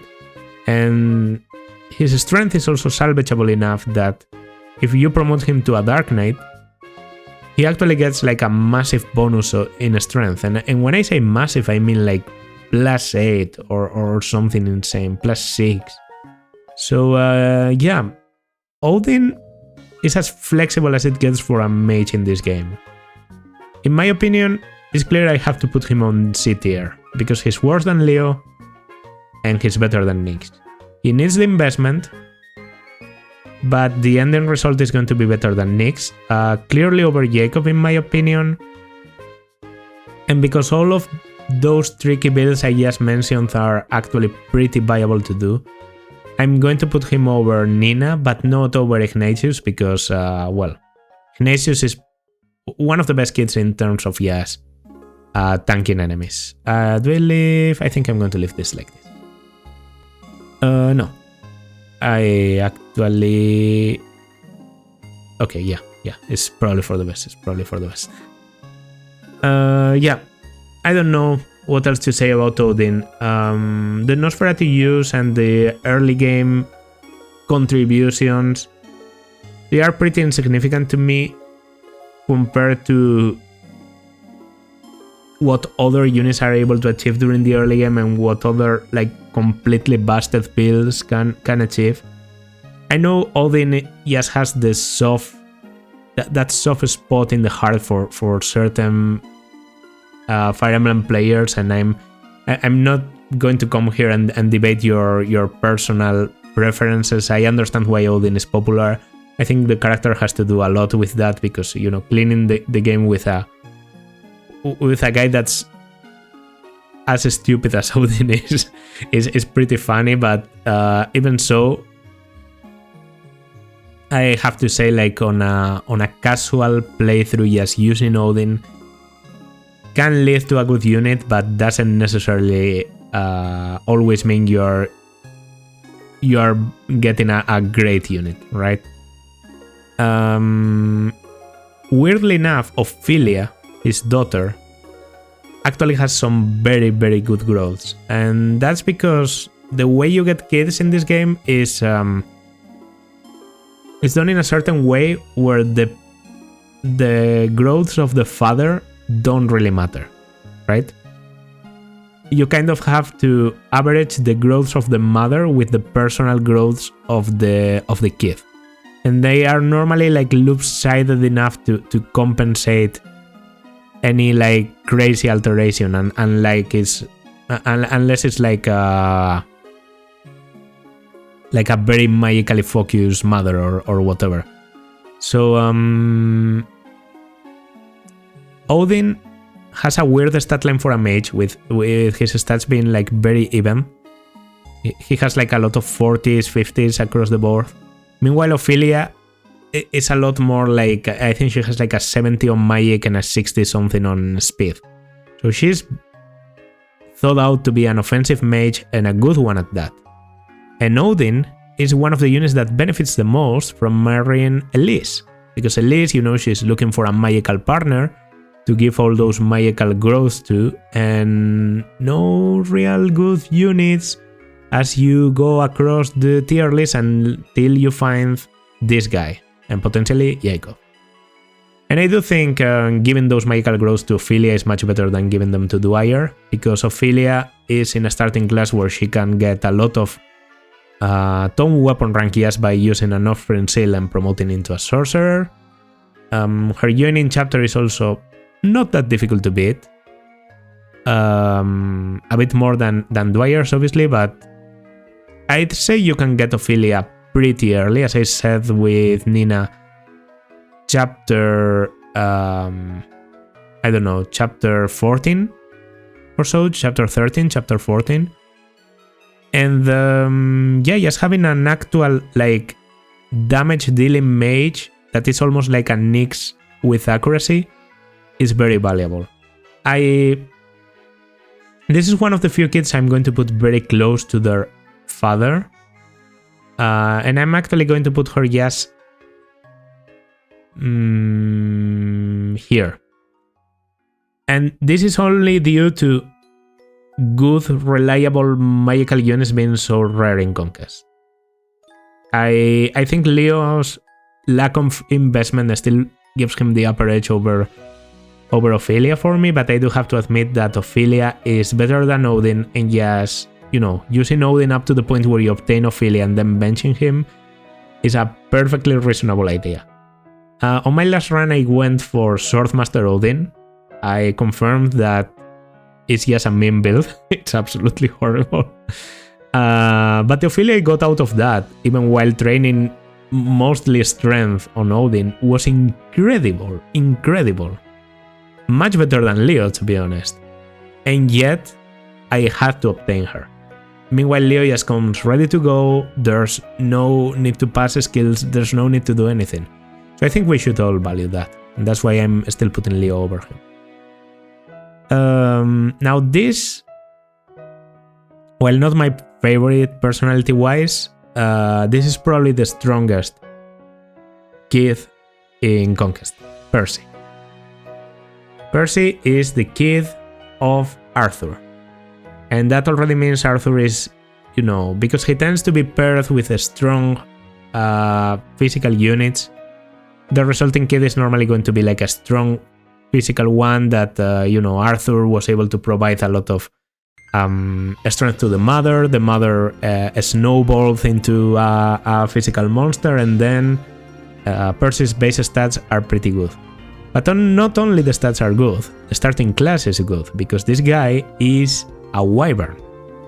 And if you've been listening to what I said, Beruka is not an incredible unit, so suddenly getting a good, like, physically focused wyvern that maybe can do some stuff that Camilla isn't that good at doing. I think Camilla is absolutely great, but I have to admit, tankiness is not her strong suit.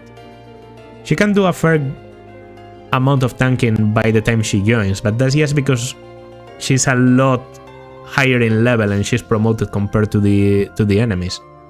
Camilla's natural role is not tanking. It's mostly dealing damage, being, you know, adaptable, and getting a bit of a stat from her partner to be able to double the enemy and actually one-round. Percy is actually very, very good at tanking, and I think he's reasonably, if you recruit kids, one of the best units at to have to tank, like the combination of berserkers and generals in chapter 26, you know, before getting to Iago. Even if you're not thinking about that, just having Percy, getting an extra flyer, having someone that can use rally defense on you, that can launch, that can deal with damage, that almost never faces critical because his luck is abnormally high, as kind of a joke over his father Arthur. His luck is horribly high, so his hit rates and avoids tend to be a lot higher than you'd expect from a wyvern. Percy is just a generally very good unit, and this is accentuated by the fact that his mother normally tends to be someone capable that you have been backpacking Arthur into, like, for example, Effie or Corrin or Camilla, or maybe out of the ones I haven't talked about, Selena would be a good option. So this is the highest any kid is going to get. and it's going to be A tier, and it's going to be under Niles. And I know I said Niles was going to be the lowest in A tier, but I just can't put a kid over Niles, just because of joining relatively late, even if Percy is one of the earliest available normally, because of fast growing support with Effie really does a lot for Percy joining early. Like you can get him on chapter 11 reasonably, I think. But well, Niles is just better. Capture guys. This kid is incredibly good. I tend to not use him because I hate his design, and I hate the chosen by luck gimmick. Like I think it's unfair. I honestly don't like it. I feel bad for Arthur. But oh well. I've seen worse characters, and I've used worse characters, and this is an objective tier list, so yeah, it's going as high as A tier. Peri. Ooh, Peri. Well, she's not good. She's not good. She's a cavalry. She comes late. Like coming in chapter 12 is not good for a cavalry in this game. The only cavalry that can afford to come that late is this little guy called Shander that is going to be the last guy we talk about, and let me just tell you, this guy is pretty awesome. Meanwhile, Peri, not that awesome. C rank lances and D rank swords on join, a bit low, but by that point Silas is clearly going to be better than you, and let's not even talk about Jakob if you have reclassed him into a paladin. Like, and then your tanking isn't that great. You're supposed to be the offensively focused cavalry, as opposed to Silas being like the balanced one, and maybe, I don't know, Gunter being the tanky one. You are like the one with a bit of resistance, the one with attack and speed, and yet all that attack and all that speed are never enough to double the enemy. I trained Peri extensively last time I played. I turned her into a Great Knight, and she just doesn't perform that well, even when you invest a lot into her and you keep her into a pretty decent class, Paladin. Maybe not the best combat class, but probably the best compromise between combat and movement utility. I think she's not that good, and I think if I said bad things about Laslow, I can say all those things again about Peri in an increased capacity. So I'm going to put you here on the highest of D tier, because I'm honestly lowering Gunter too. I honestly don't think you're better than Gunter. I think Gunter is at least like a free unit. Well, you're not.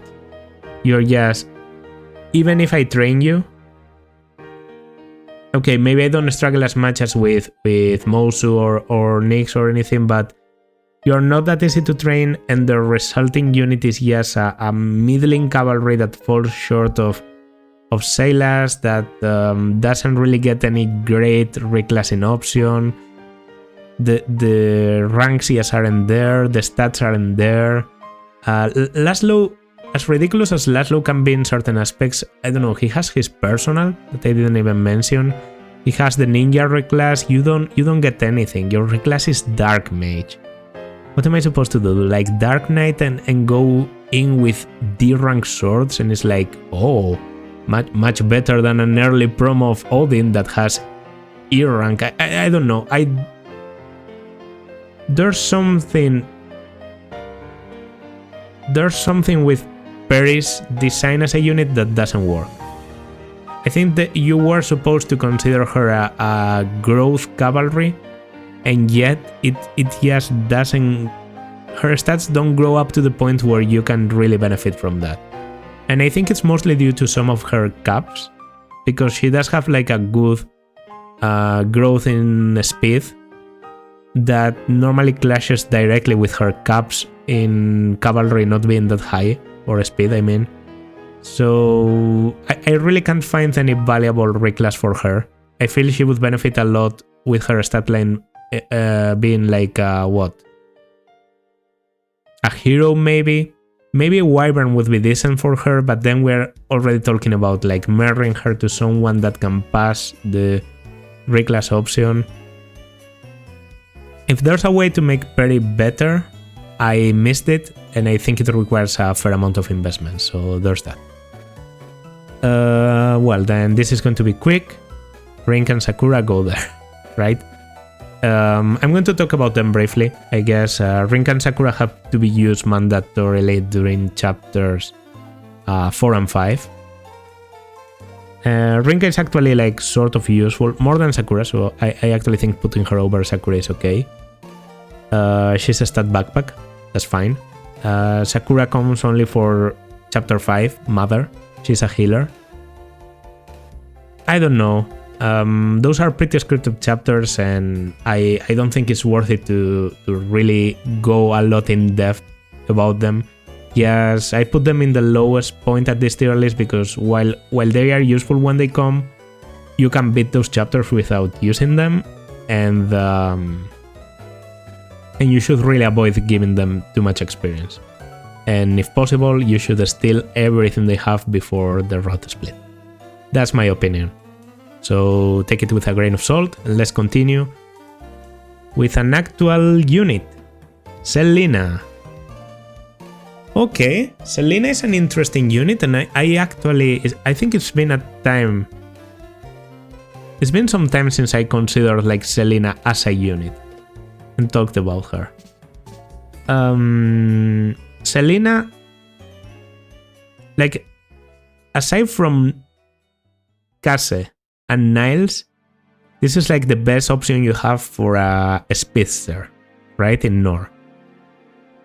And the thing is, Selena being a girl is very relevant because her having a lot of speed and providing a lot of speed on support matters a lot, considering Niles and Kaze, being both guys, don't support every other guy in the army. Meanwhile, Selena is a girl, and as a girl, she can support any guy in the army. So she can be the one to give that extra needed speed to, I don't know, to Corrin. Well, Corrin can support anyone, so that's not the best option. Xander might be like the most relevant to mention. Xander Selena actually works very well for Xander. If he's looking for speed instead of overkill strength from Charlotte, Selena is a very good option to give him that. Laslow would be a unit that benefits a lot from Selena if it wasn't for their same class being a bit redundant. Silas really enjoys being married to Selena. I think he's sometimes lacking in speed, and Selena is just the best pair he can hope for, although he does support Kaze, so you can always do that. I just think Selena's speed pair up is probably one of the most valuable things you can get out of her. Her combat is not bad, but it's also not incredible. It's better than Laslow's, in my opinion, if we are talking about mercenaries. But it's worse than, I don't know, other sword users like Corrin or obviously like the cavalries. She's fast, and she's, weirdly enough, tanky. The thing she's lacking is strength, and if I was talking about a strength problem on people like, I don't know, Niles or Beruka, then you really have to... This girl is struggling with her strength even more than Beruka is. Beruka actually kind of benefits from the Selena prep, I should say, because they have a support together, as both are retainers to Camilla, and it's a fast-growing support. I'd say Selena benefits a bit from it too, but I don't exactly remember if Wyvern provides strength. I think it doesn't. I think Wyvern is like a skill, defense, and might provide like +2 strength, but it's not good enough for her. Selena really wants someone that gives her strength, and she wants to give speed instead. There's a character I've been avoiding to talk about, and I think it's like one of the most natural fits for Selena to marry, aside from you know, Xander and Silas, which are like second option for her, and that's Keaton. If you ever decide to marry Selena to Keaton, you will be surprised, because Selena really has no problem doubling enemies. It's just strength she's looking for, and Wolfskin and Wolfsegner gives a lot of strength, and Keaton's natural like pair of bonuses are also very focused on strength. Maybe Selena is not the best target for his strength, like I also think Keaton with Camilla makes Camilla into a monster, but if Camilla and Corrin and other physical fighters can spare the monstrous strength that Keaton provides, and they might actually prefer, you know, Arthur's slightly high speed and defense.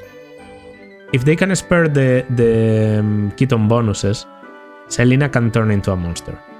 I still think she's better as a backpack, so she's normally going to be the passive unit out of the pair, but you know, it's a bit of a weird thing. She's like not as good as that backpack as Charlotte and Arthur, but also not as bad a combat unit as they are. So actually she's a bit better or in between them. I'd put her like in here. I think that's fair. I think Ophelia's magical combat is still more valuable than her. Beruka has the flying utility. Selena can do some good combat, it's just, you know, she does need the investment, and she doesn't she doesn't give you anything. Like you really have to, much like her personality, she's not only a tsundere character, she's also almost a tsundere unit. You know? You can get her to be great, you can get her to be a very loving and help you a lot, but you will have to pull it out of her with like all your strength. I still think she has the potential to be one of the best pair-up bots in the game. If you're going to turn her into a pair-up bot, I would recommend promoting into Bow Knight. She does this much better than Niles and than Laslow, in my opinion, because Niles probably still prefers to be an adventurer, and Laslow Bow Knight is just stupid, I think. But Selena Bow Knight works very well. Selena Bow Knight paired with Camilla is like a pretty good option also, because they have a support together. She just has a lot of options to provide a stat boost to other people, and she has a lot of options for other people to provide her a necessary strength boost for her combat to suddenly become capable. And if you go Bow Knight, you will always have like that extra archer, even if you have to struggle through e-bows. Alright, Shigure. Shigure is Azura's kid, right? And that already means getting him is going to be a bit more complicated than getting other kids, because, well, getting a support with Azura is just not that simple. Azura is a dancer, and that means you normally can't have her paired up or even like continuously following the same unit around. More often than not, Azura is going to finish her turn next to nobody, and the only reliable way to get support with Azura is on chapters like, I don't know, boss kills or seize maps, like for example chapter 9. You can put the unit you are interested in marrying Azura to, and dance for them, finish the turn, dance, finish the turn, dance, finish the turn, well, sing, sorry. So, while it's possible to build the support with Azura sort of early, I'd say she struggles a little bit more than, I don't know, a natural fit like Effie and Arthur, which is, yes, you know, pair Arthur into Effie, battle people, get the kid, done. With Azura, what are you going to do? Do you sacrifice the ability to have a dancer for the map just to be able to build that support by pairing her into someone? Do you do this continuous dancing while being on a place where you get no reinforcements and the map simply doesn't advance for a while? You have these options available to you, but more often than not, it means that Shigure is going to come a bit later. I'd say I don't think I ever got Shigure earlier than chapter 16-17. That's a fair assessment, in my opinion. But I think he can normally come even a bit later than that, like when you're in Hoshido. So I'm talking chapters 20, 21. As long as he comes in time for the Eternal Stairway, he's probably there for his biggest starring role, because the whole point about Shigure is the flying utility. The starting as a Pegasus and having a decent lance rank. If the father of Shigure provides him with a decent amount of defense, and you can get that out of a lot of people like Silas, Jakob even, Shander, then the resulting Shigure is going to be kind of balling and very good at just carrying people around. And a good unit to carry people around with is exactly what you need in the Eternal Stairway. So yeah, consider Shigure for your flying needs. He's not going to be a monster fighter like Camilla, and I honestly think his combat is going to be more on par with Beruka, if I have to be honest. But he is capable. Like, using Azura in your army is normally not a big inconvenience, so yes, try to slowly build support with Azura with all the people in your army. And if by the time you're reaching the endgame you realize that Azura is still unpaired, and one of your male combat units, whomever, is also unpaired, consider pairing them together, getting the kit, and having a filler flyer for those, last minute extra deployment slots that Conquest likes to give. Flying utility alone doesn't get you that far up into my list. I do think C tier is... And he's definitely better than Nina. Has the potential to come a bit earlier and all that, but not as good as Odin or Ignatius. He's just like there. He's there. He's a good unit. He's just... I'm not crazy about him either. I think I'm going to lower you two, because I do think there's a gap in performance between Nyx and all these people, and I am also going to lower Laslow. Partly to even it out, partly because I do think that Laslow and Peri are pretty comparable, and actually something like this is... Yeah, that's good. Okay, Shura. Well, getting this guy means you don't get the boots, so I don't normally use him a lot in Conquest, because I really like the boots. In case you don't know what I'm talking about, by the end of chapter 16, where Shura is the boss, actually, you defeat Shura, and then you get an option. You have a choice to make. You can either kill Shura or forgive him. If you forgive Shura, he decides to join you, and he's a pretty capable adventurer, so promoted outlaw, probably on par with well-trained Niles at that point in the story. Decent physical combat, better magic probably, comes with a killer bow. Just a cool guy to have as a filler, and probably a pretty useful one to have in chapter 17, the Ninja Hell. But if you kill him, you get boots. Plus 1 movement to one of your units, so...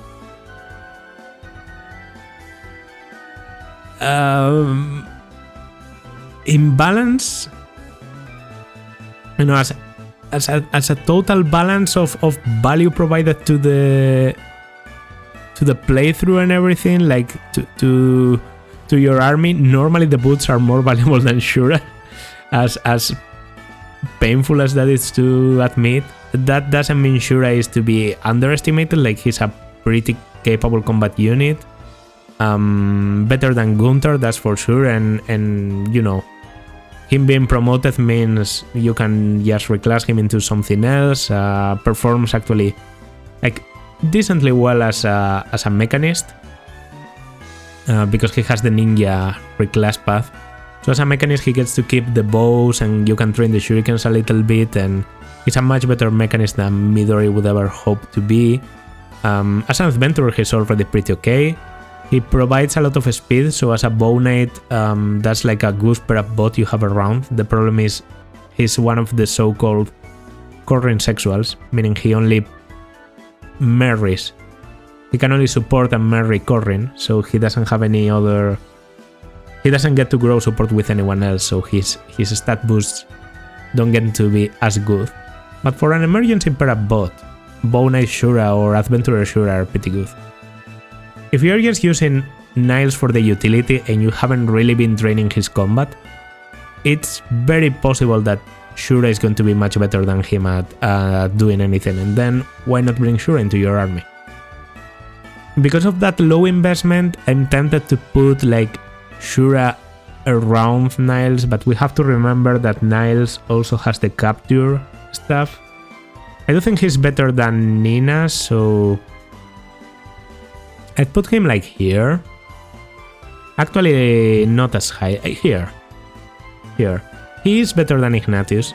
It's just that this is like a middling average unit, right? Like top of C tier, I think is the average for me.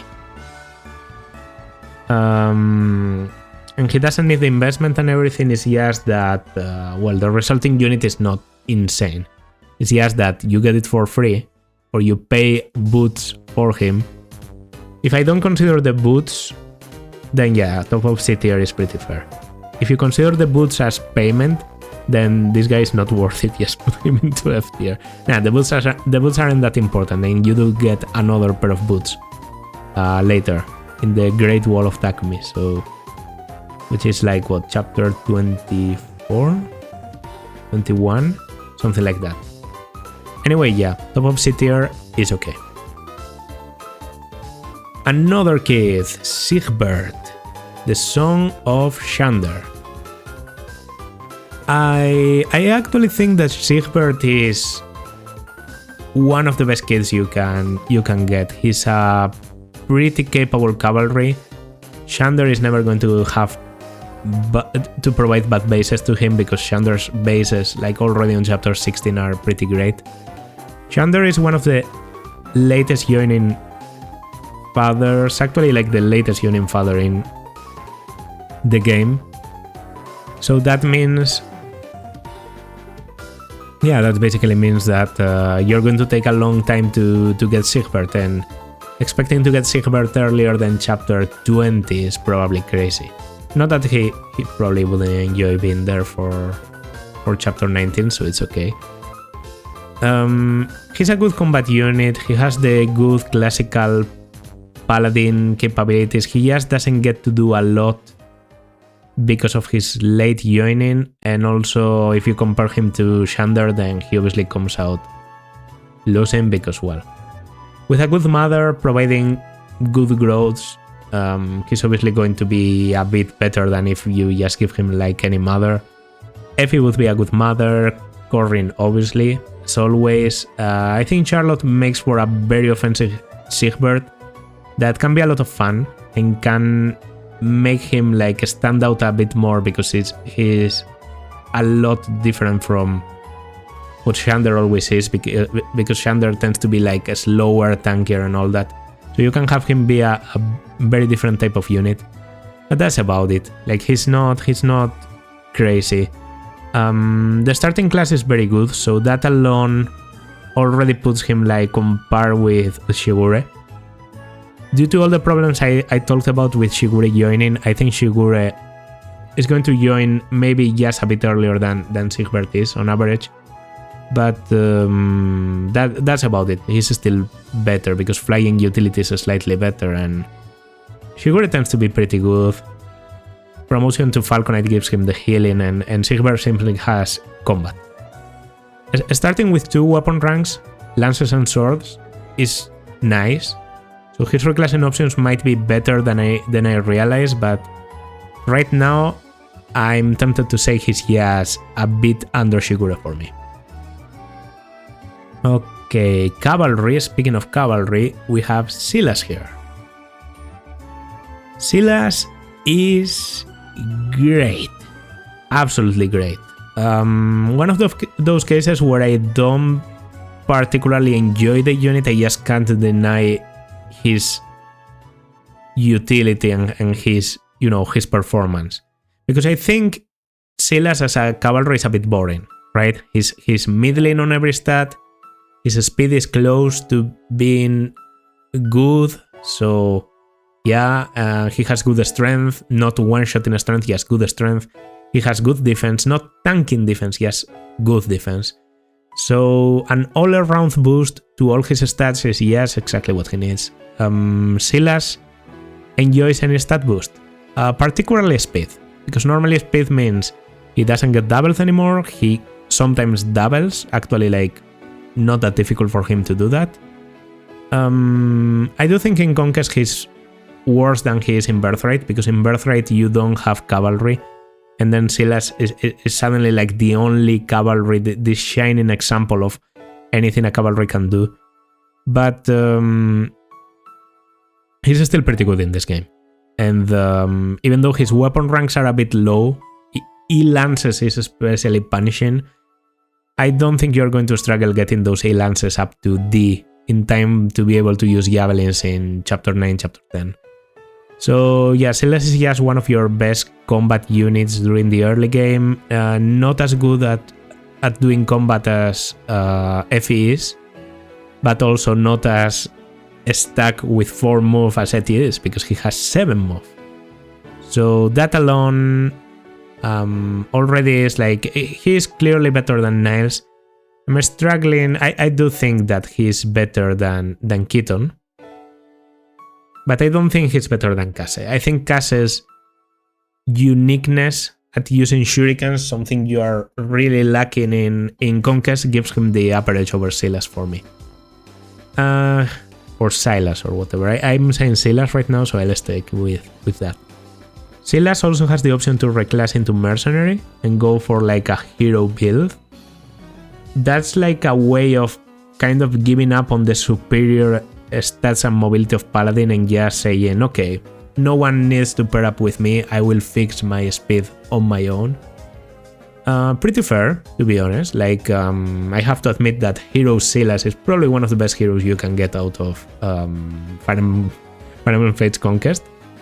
He's certainly going to be better than Selena and Laslow, normally. Yeah, he's a pretty stand-up guy, good physical unit, not even unsalvageable resistance. His resistance is probably like the worst stat in his stat line, more or less. Well, aside from magic, which is yes, unsalvageable. Don't make him into a mage. Okay. But yeah, he's just good. He's consistent. He's boring. But he's boring in a good way. Because he's so consistently reliable, but that he can be a bit boring to just see and think, okay, this is Silas, I now have a cavalry, your everyday early game cavalry. This is like the 2 Christmas Cavaliers have combined into one. I only get 1 Christmas Cavalier, and it's this guy. Your good early cab that can do cab stuff. And well, as any boring Christmas cavalry, as tired as we can be of them at times, we have to put them into A tier, because if they don't go there, who does? Soleil, the daughter of Laslow. She's honestly at this point, like as I did with many other kids, I think that I have to admit she's very, very similar to her father, but only a bit better. Like very, very, very similar to her father, and It's true, her father comes a little bit late, so that means Soleil is going to come even later. So overall, her joining time is not going to be the best, and she's going to miss on a lot of stuff to do in the early and even the mid game. She's probably going to come around chapter 16, chapter 17. Then in chapter 17, having swords is not the best against the ninja, whatever. Offspring sail into hero, you try to throw a hand axe into a ninja, they dodge. I don't think Laslow does enough in between chapters 12 to 16 to be considered much better than Soleil, and Soleil does have a better stat line. She, I think, loses a little bit of strength compared to Laslow, but in exchange gets speed. And Laslow was really lacking a bit of speed to actually be considered like a decent combat unit. Soleil normally turns out to be a good hero for me. It's just that hero is not the best class ever.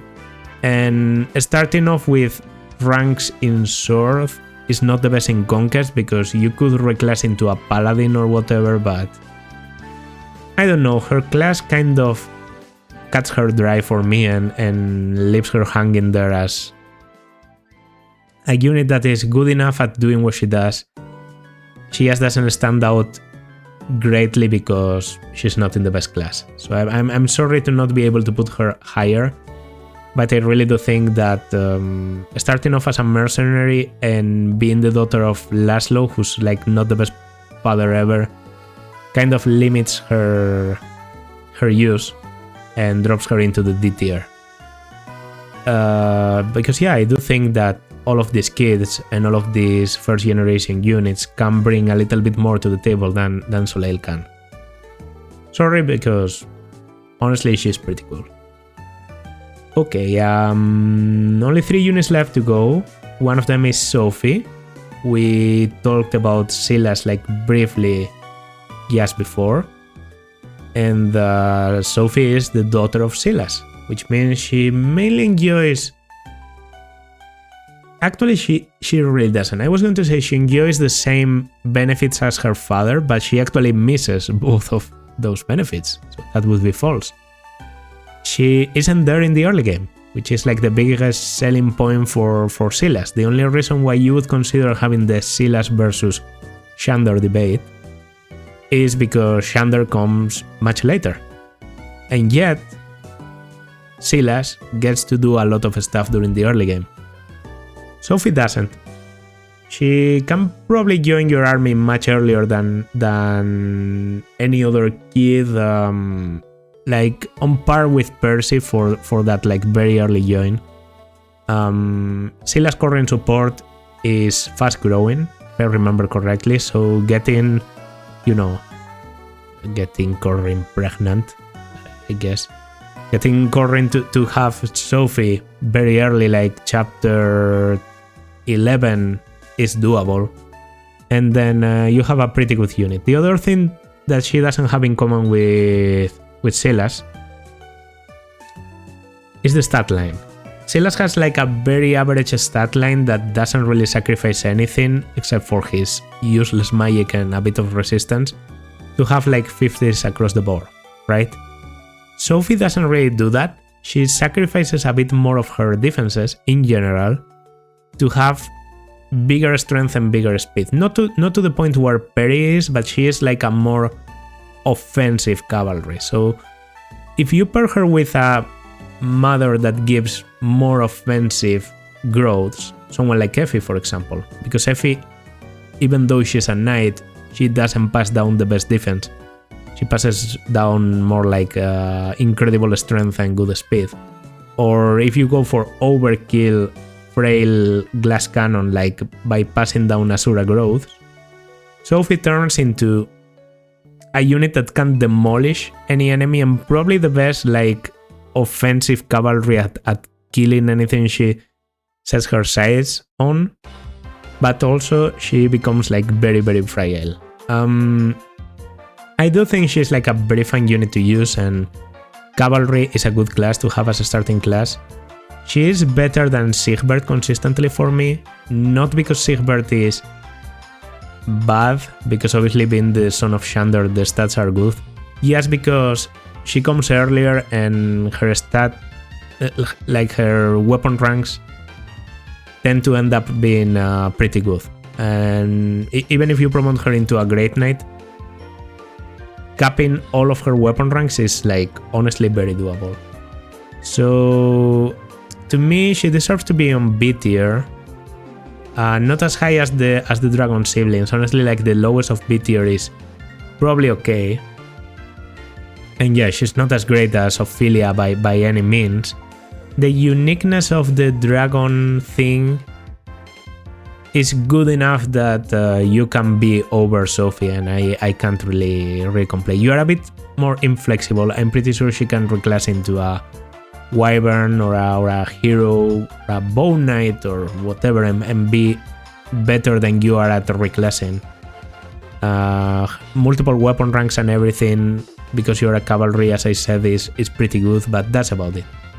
That's about all your selling points, and being low B tier is good enough for you. Then the final kid we have to talk about today is Beluria, who's the child of Keaton.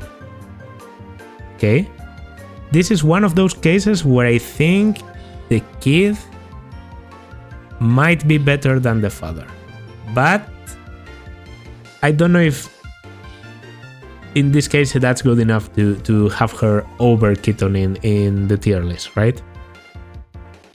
Compared to Keaton, she gets a unique opportunity.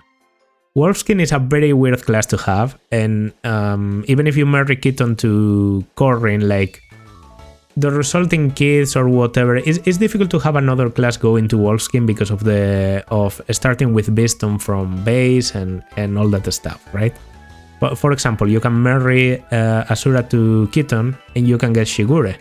And Shigure will have the opportunity to reclass into a Wolfskin. The problem is he will have to start with Beastone at a very low rank. So normally the most viable Wolfskin characters by a lot are Keaton and Beluria. While Keaton is stuck with his growths because he's a first generation unit, so there's no margin for him to just turn into different growths, Beluria can get good growths from her mother, and if that mother is someone like Selena or like Charlotte or like Camilla, those growths are going to include something that Keaton was really looking for: speed. And with that extra speed, I think that Beluria can end up being a better combat unit than Keaton. That simple. Of course, what's the problem with this? She might be a better combat unit, but she doesn't come as early as Keaton, and she has to still build her supports and everything, so she's not so good that it completely overshadows Keaton's, contributions to the team. In the Soleil-Laslow comparison, I was okay putting Soleil over Laslow because Laslow is already on D tier, like he's among the units that get to do the least, in my opinion. So, because his contributions aren't as high, everything that Soleil misses due to coming a bit later than her father is compensated by her stats being slightly better. But Keaton does get to do a lot. Keaton is pretty useful in chapter 14, and I'd say Keaton is like surprisingly powerful in the Ninja Hell too. A Ninja Hell that Beluria is more often than not going to miss. So Beluria might be more powerful than Keaton, but she just doesn't get to do as much as he does. She's also relying on her mother. Like I can't act like you can get the perfect Beluria always. Maybe the only unit you have left for Keaton to marry is someone like I don't know, Peri. And then yeah, the growths are going to be okay, but you don't pass down anything crazy, right? Well, Peri might make a decent Beluria. I honestly think Beluria is pretty difficult to screw up, so that's one of the reasons why I think she's among the best kids. Not the best kid, Percy is still better and comes earlier, like almost always. So just under Percy is fine for me. This is the difference between the two, like 3 spots. For Keaton's contributions, waiting a little bit more for me than Belluria's final performance being better. But Beluria is a pretty great kid to have, just because Wolfskin is such a busted class. Yeah, I think she deserves to be on A tier because this is something unique that only she can do. And you know, being a speedy Wolfskin is basically like a Beluria only thing. And we have to finish off talking about Xander, one of the most like centralizing units of Conquest gameplay. You get him on chapter 16 and you immediately realize that this guy is busted. He has very good bases on strength, on defense, very good skill, very good luck. Goes unnoticed continuously, but he has very good luck. And also a very good starting HP, I think 40. So, is he the perfect unit? No, he does have some shortcomings. Base speed is 15, I remember that, exactly 15, and we have to admit that 15, while decent, is not good enough to handle like every enemy that's going to come for you in the future. So Xander is probably the best unit in the game if you give him the supports and the pair-ups he needs, but he's very reliant on those pair-ups to function well. Xander pair-up with Kaze works pretty well for speed, with Corrin obviously, but it might be a bit overkill because they are both like very powerful units, so you normally want someone that's more of a stat backpack. Charlotte is well known as one of the best stat backpacks in the game and fits very well the needs that Xander has. Selena also works very well. Honestly, even someone like Peri would work together with Xander. The only thing Xander is looking for, really, is a bit more strength and a bit more speed. He doesn't even need to go for overkill strength because he's normally going to tank enough things, and if his defense wasn't high enough, having his personal weapon Siegfried in his inventory gives him a passive +4 defense. Just having it in his inventory, even if he switches into another weapon. He tends to use swords much more than lances, but that doesn't mean he doesn't have the capability to use lances. And they can be very valuable in certain situations. When battling other cavalry, he might want to use a beast killer. When battling swords, he might want the extra accuracy from using a bronze lance or the brass naginata from Azura's inventory on her starting chapter. I guess what I'm trying to say here is Xander is versatile, Xander is powerful, but Xander does have some shortcomings that you have to compensate. And more importantly, compared to most of the units I have in here, Xander is pretty late joining at chapter 16. It's true that joining at chapter 16 is almost like joining at the end of chapter 14 because chapter 15 is like a nothing burger with Gunter in there. But yeah, this guy's joining time is like slightly later than Keaton. Because of his performance, I'm still going to put him on S rank. So that should tell you just how good he is. Oh, I didn't mention this, but the Siegfried, his personal weapon, has 1-2 range. It's a range sword that can answer threats from a distance, doesn't ever break, and gives him the extra thing. Basically, if Xander didn't have the Siegfried, I think I could reasonably put him like along here, like a bit under Keaton or something like that. But the Siegfried is just such a good weapon to battle. I don't know, and even with weapon disadvantage, it has good enough hit and Xander has good enough skill to hit enemy ninjas. So you just stand with the Siegfried, you take 1 damage from the enemy ninja and you counter for entire health or almost entire health. And the fact that this guy on base can almost trivialize an entire side of the ninja hell is insane. And he continues to grow pretty well. His speed is a bit sass in terms of growth, has like a 45-50% growth, so you can't really rely on that. That's why you need the prep bots. But the guy is just good. It's undeniable. So I think putting him any lower than S rank would be unfair. I'm going to leave the other units over him because they just have bigger contributions during the early mid game, and because they have a slightly better flexibility. I know Xander can do a lot of crazy reclasses, and of course you can tell me all about them in the comment section. I'm going to now take a look at the tier list to see if there's anything that I would like to change on the last moment, or aside from these two that shouldn't be in this tier list directly.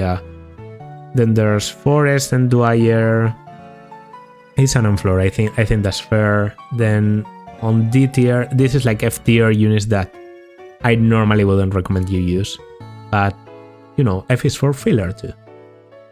You might notice that there's a lot of staff bots here. That's because I don't think you need that many staff bots. A lot of classes have staff utility as a secondary weapon rank.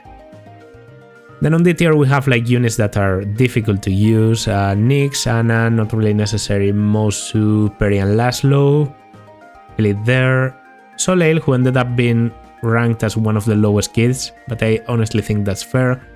And finally Gunter, who's like decent, but also I have to admit you have to make some use of him. Like he's not a natural fit in your army as I don't know, a good combat unit like Keaton or Silas is. C tier would be for average units that maybe have some unique niche into your army, like Midori, Arthur for his stat providing capabilities, Jakob on average, as we remember, on average. Then there's like Nina, Siegbert.